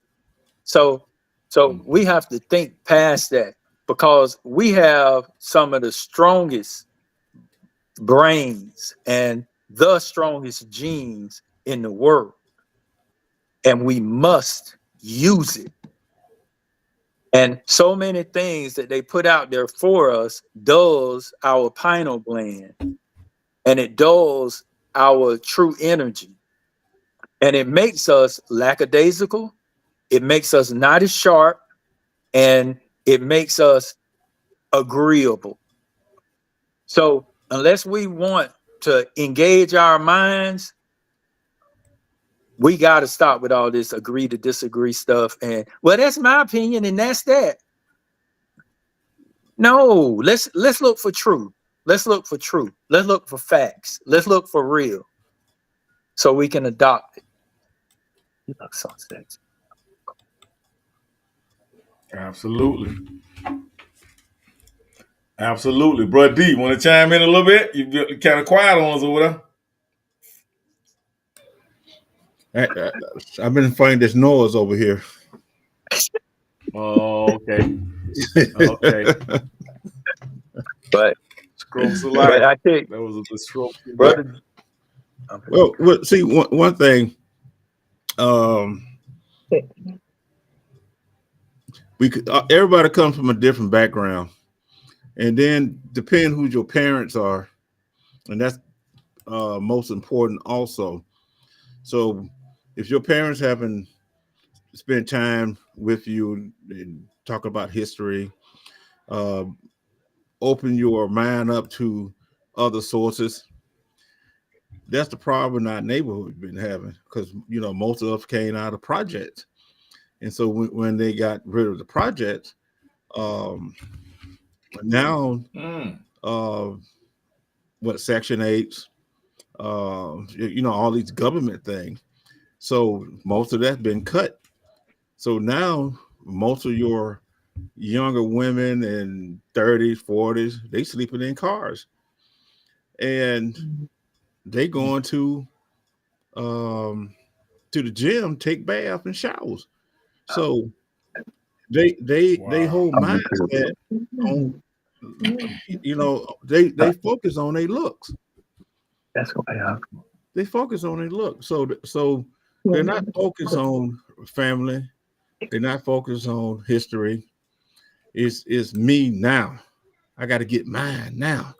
So now, if you a person that have high value, you know, what they consider high value man, because I know y'all be saying this, you got a 400-pound woman with 5 kids, and she expect to get a high value man to take care of her 5 kids and her. And so you got these type mindset now. So where's the work class and our people? And now you know they don't even consider your people. So it's going to be a hard bite to chew when you start dealing with this. Because right now we going through we went through a analog system back in the 50s to the 90s. It's from the 90s to now, you know, everything's been converted to digital. So the transformation, and I watch, because I have to teach. I was a computer tech one time, and I had to teach people how to use computers back in the early 90s. So now the systems now, a lot of these, the students now, they're aware, and the technology went to more to the cell phones, telecommunication, and engineering. If you come out of school with an engineering degree, hardware, you're going to be more telecommunication and engineering, because most of the work is through the cell phones. It's not through the computers anymore. And you see, that's another digital transformation that we went through. So now you have more. Your cell phone costs more than your computer does now. And with this ongoing knowledge, which were IP6, and we already got a different speed. On your phone is 5G, but the United States haven't introduced 6G yet. So 6G is out there. We just ain't here. So they already know what's coming. And when you start looking at our system, it's still outdated. We still got company running Fortran, because they can't afford to update. Our government. Yeah.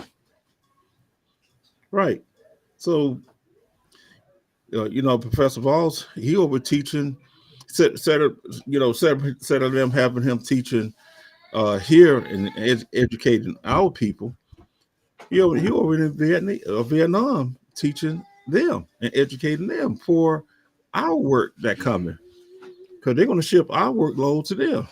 And it's not the first time they did it with China, because when I came out engineering school, what we took, it was gone. All the stuff we learned in college, they sent it over to China.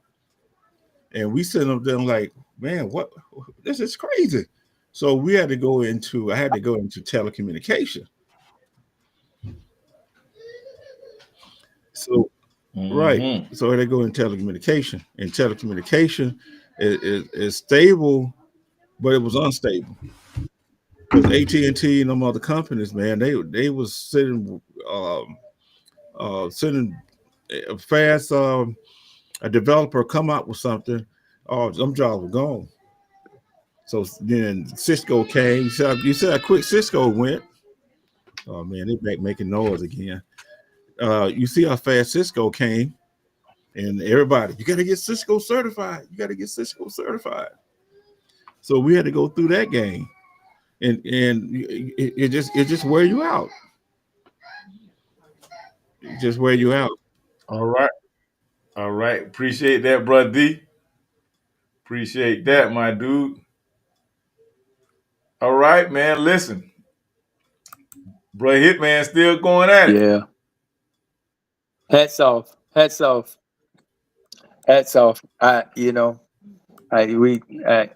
learning that I'm not capable, and we're not capable of respecting struggles, even though we was in the same fruit grove and same streets. And see, that's my thing, Mark. All of us, man, watermelon field, all of that. Right. But my thing is, why should we waller in that struggle? Furthermore, another question, why should we allow everybody to come over here and piggyback and hijack our struggles? Like, why do we have to share the resources that were designated to us in the 13th, 14th, and the 15th Amendments? Those were for descendants of slaves. Those were for the indigenous Americans in the Trail of Tears. Those amendments were not designed for foreigners to come over here, and furthermore, to come over here illegally. See, that's what everybody is missing about this whole immigration thing. Department of Homeland Security is not going at people that come over here the right way. They're coming over here and they're going at people who come here and break the law by sneaking into the country. Let me see you go sneak into China. Let me go see you sneak into Dominican Republic. Let me go see you sneak into Cuba. Mexico. Let me go see you sneak into Mexico. Let me go see you sneak into Canada and see if there's no repercussions that's coming behind that. But as soon as we start standing up standing on principles and standing on business, it's a problem in America. Yeah. Everybody can come here. We can send billions of dollars to Ukraine for the Ukraine president to be over there grabbing ass on the stage as a performer. He's grabbing men's asses. I don't know what type of performance that is. Right. But then he came over Trying here to get and the guy Vance and all of them and tried to get sporty with Trump and them, tried to get sassy with Trump and them. You need us. right. How you gonna come over here and talk? And folks, furthermore, for the record, Ukrainians are Russians. Let's just keep it 100. Okay? USSR. Let's keep it a buck 100. They are Russians. They are Soviets. So that whole thing about they're just some special type of person from Europe, that's all cap. They are Russians that have defected and are guilty of being traitors to Russia. So how are we going to go over there and fund one Russian, but we don't fund the other Russians? I digress. I agree. We can't, and you know what? Just like we say all the time, what is that? We need to treat them just like they treat us. That's white on white crime. Correct. That's white on white crime. I need to worry about us. And we'll ride around with a Ukraine sticker on the back of our car, but we won't do nothing for each other. That's part of that Stockholm syndrome. I'm going to join with absolutely everything Massa on and forget about stuff for my own self-interest or my community's own self-interest. And so it makes it difficult. It makes it real difficult when you have people who say stuff like that, what? Help me understand that. Ukraine? I don't care about Ukraine. We got people right over here that don't even have houses because of a storm. Can y'all please tell me how many countries come to our aid when there's a storm and it tore up New Orleans? How many countries? Correct. They don't ever come to our aid. Never. But we want to get mad because some Botswanan bat don't get his fleas because we not giving them the money. Man, please get out of here. I got Americans that got to eat. Correct. U.S. tariff rates. Correct. Yes, sir. Well, here's what kind of boils my blood. What's that? How much money did those black women raise during the election? It was, I don't remember that number. It was. Correct me if I'm wrong, but I heard, was it 80 million overnight or something like that? Yeah, it was a crazy number like that. Wow. So, yeah, it was like 80 million. Okay. So help me understand two things. Number one, what happened to the money? And number two, why couldn't some of that money be a self-help capital for black businesses? Help me with that. Well, Professor Voss, I think they just weren't respecting our struggles.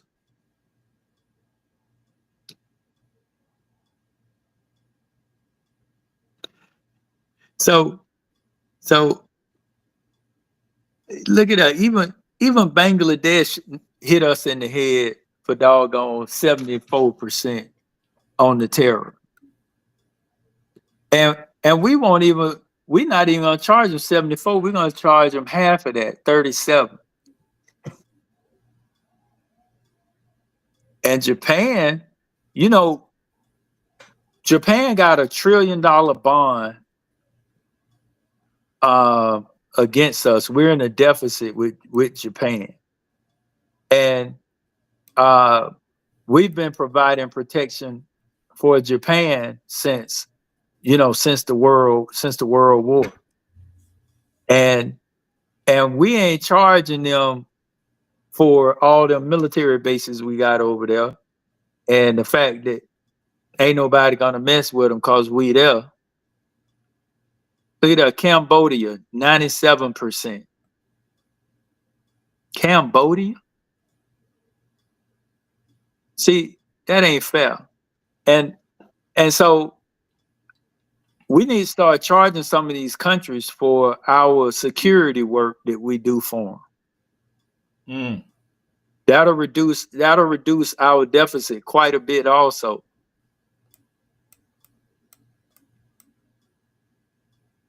Indonesia, 64.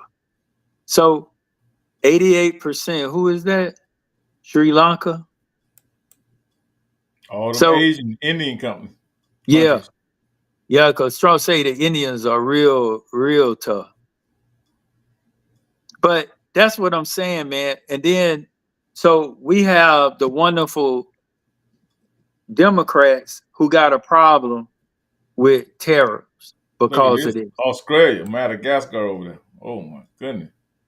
93%. And I think Japan is like 100. We'll see. Now. Wow. So is Ukraine on there? So all these countries doing business with us and they busting us in the head, the majority of them. Look at this right here, 90 pounds. Where's that? St. Pierre. Somebody look that up. St. Pierre Miquelon? Where the hell is that? I don't even know where that's at. Oh, let me look that up.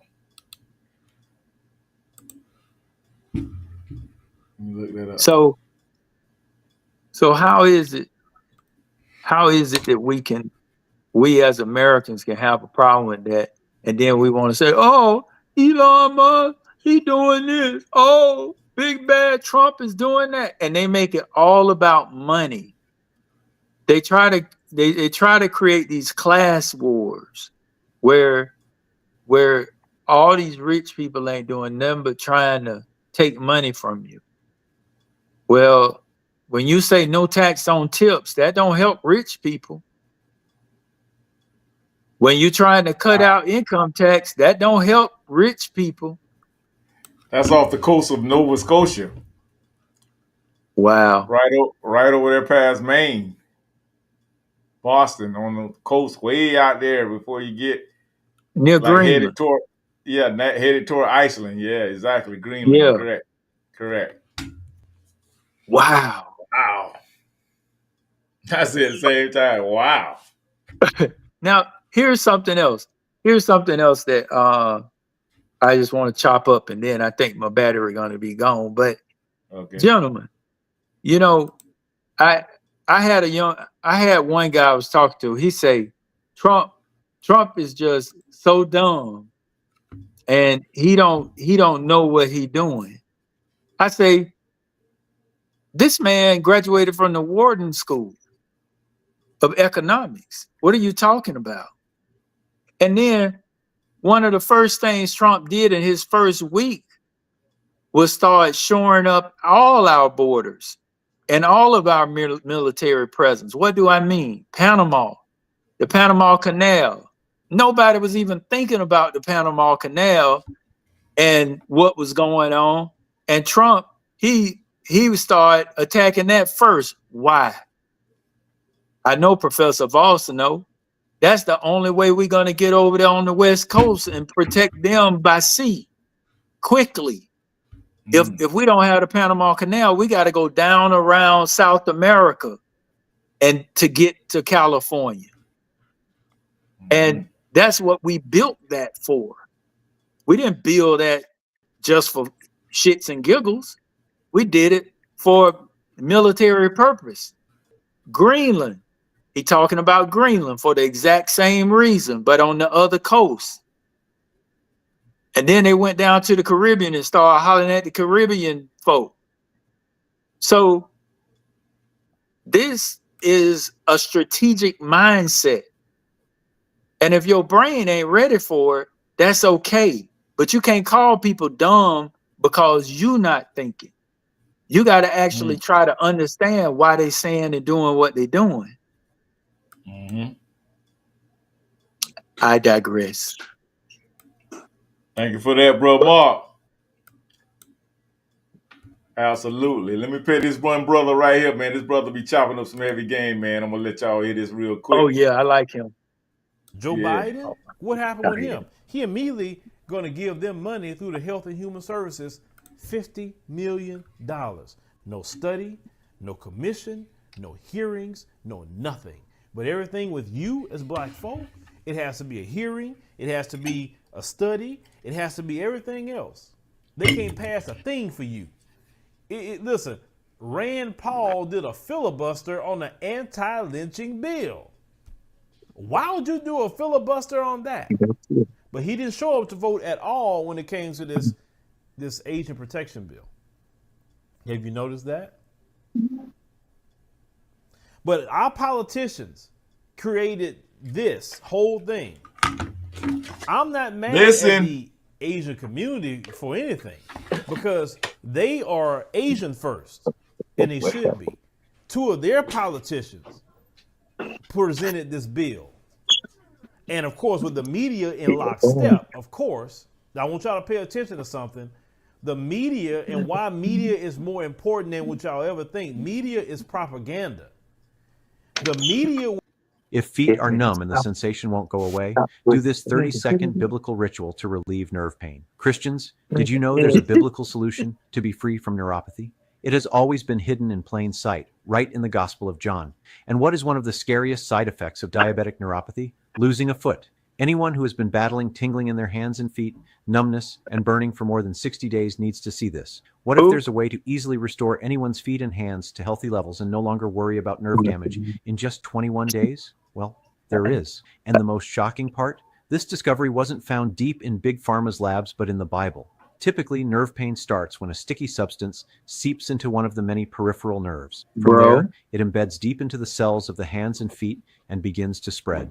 Most people start feeling weakness, numbness, burning, and tingling. However, by the time all this is felt, the problem has already spiraled out of control. This is bad because if untreated, this toxic substance in the nerves of the feet can spread to the other foot and even the leg. It was used right after the election of Biden to lockstep and demonize black people, lie on black people, say, oh, look. Sorry about that, family. They had to go to the young ladies' room. Look, all these black people attacking Asians. And they beat that war drum, beat it until this bill comes, right? So now they present the bill. Okay, they got the whole country galvanized. Oh, yeah, something needs to happen about this. The media done their job, right? They present a bill, record time, it gets through Congress. Nothing gets through Congress that quick.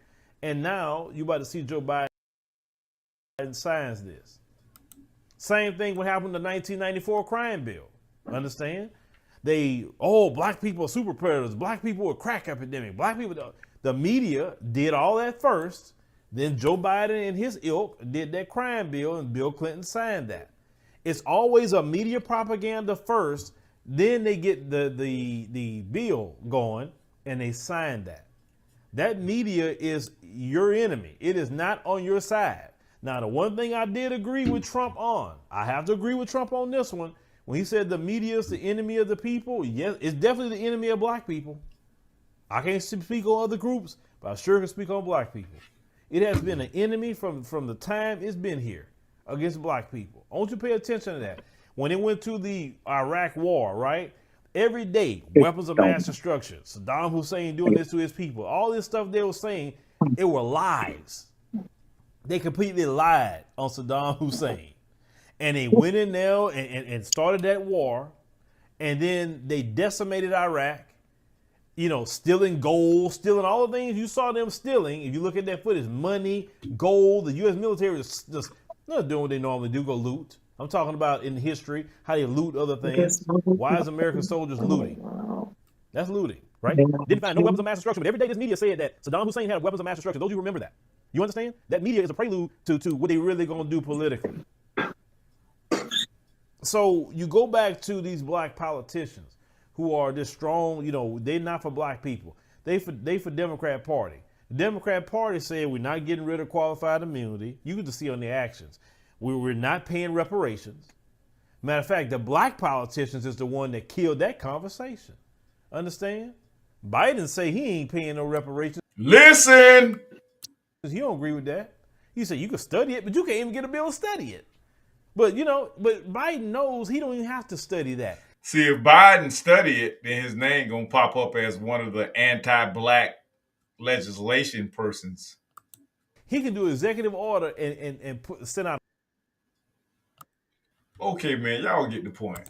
I mean, I hope I've demonstrated that the Democrats are not our friend. So they can't wag their fingers at the Republicans when they have, what was that bill the other day they shot down? It was 10 Democrats that shot the bill down. It was 10 Democrat white boys. I can't think of what that bill just came through. The big. And they was trying to, what was it, bro, Mark?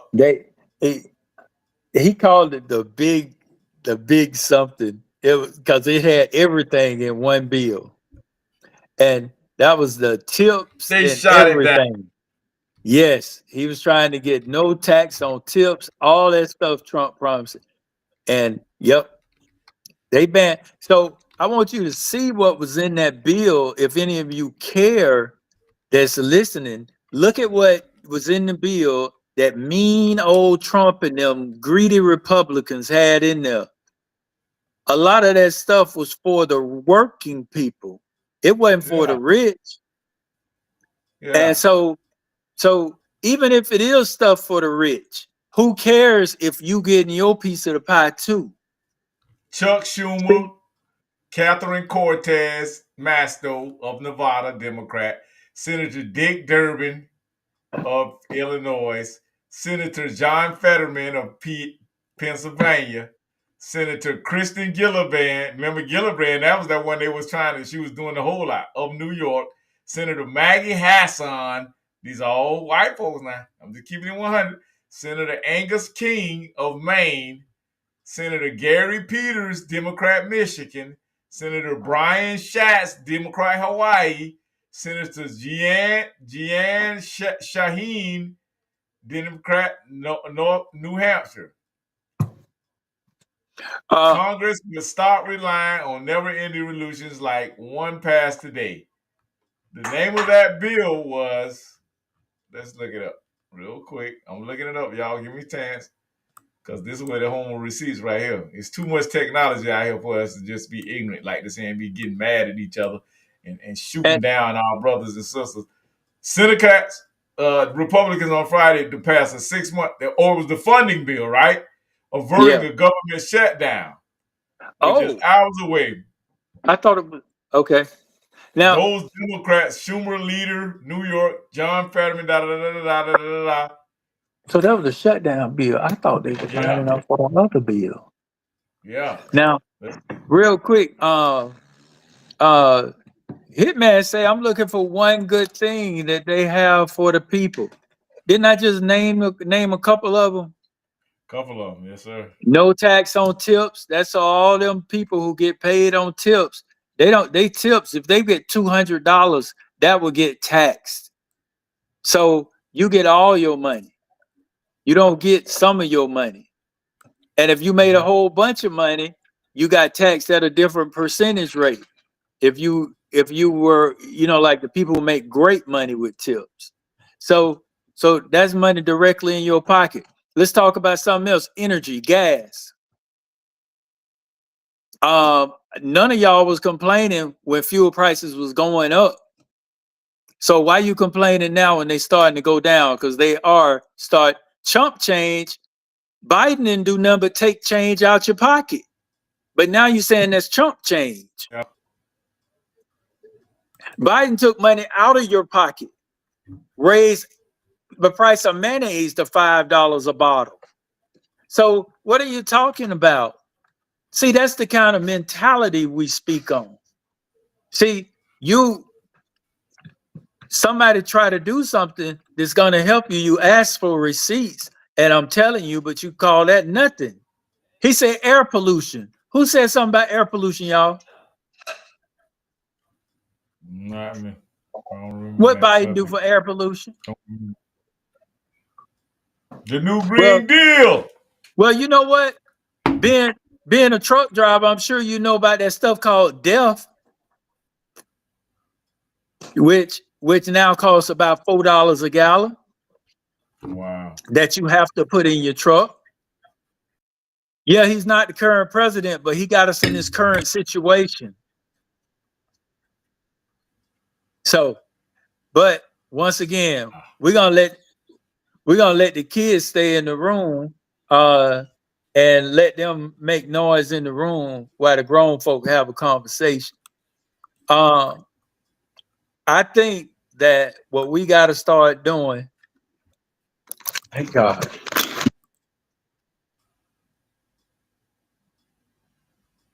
Break it up a little bit, bro, Mark.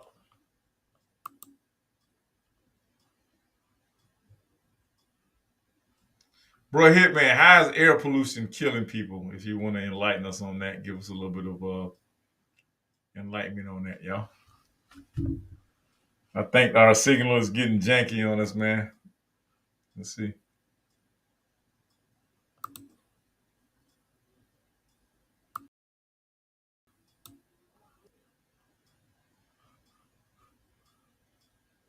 Y'all hear that, fellas?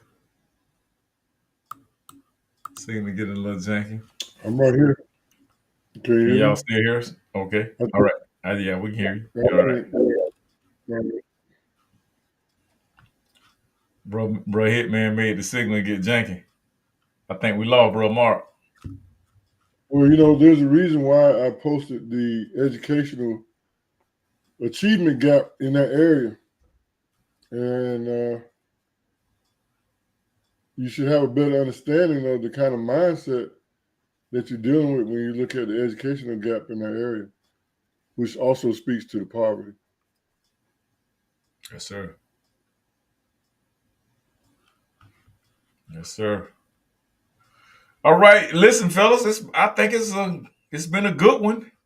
We're gonna wrap it up. We let Brother Hitman take over the show. So I hope Brother Hitman gonna keep joining us, giving us that awesome feedback and case study material. And this was an excellent. I had to do this, man. I had to do this because we had some violators around the city that were just straight out of pocket. And y'all know that Urban Matters, BMG, Black Media Group, we got to keep it all the way 100. We got to keep it all the way 5. This is the home of the receipts. This is the home of the fire receipts. We got my gracious brother D from our research team and the professor giving his illustrations of digital transformation and how we can be the masters of digital transformation, especially that now America is now standing up, bringing a lot of these jobs back home, and we got to get ourselves skilled. We got to be reskilled, and we got to be educated, especially Black America. I don't want to hear your mouth if you're not stressing education and re-education and alternative education in your communities. I don't want to hear your mouth. Okay? There's not some, you got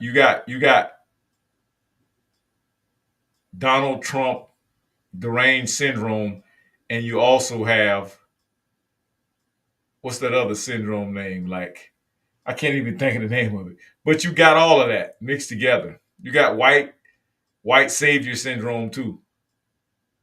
And you think somebody just gonna hold your hand, keep holding your hand, and keep trying to let you run the empathy tour to bring economic empowerment to your community. Family, if economic empowerment is going to come to our community, it's going to have to be by us and for us. Stop fighting everybody's battles. Dr. Juice, signing off.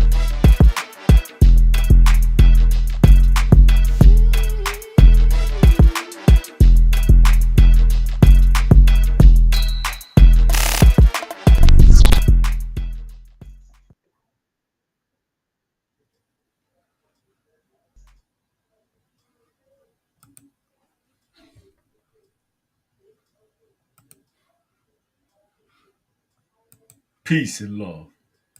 Yo, dude.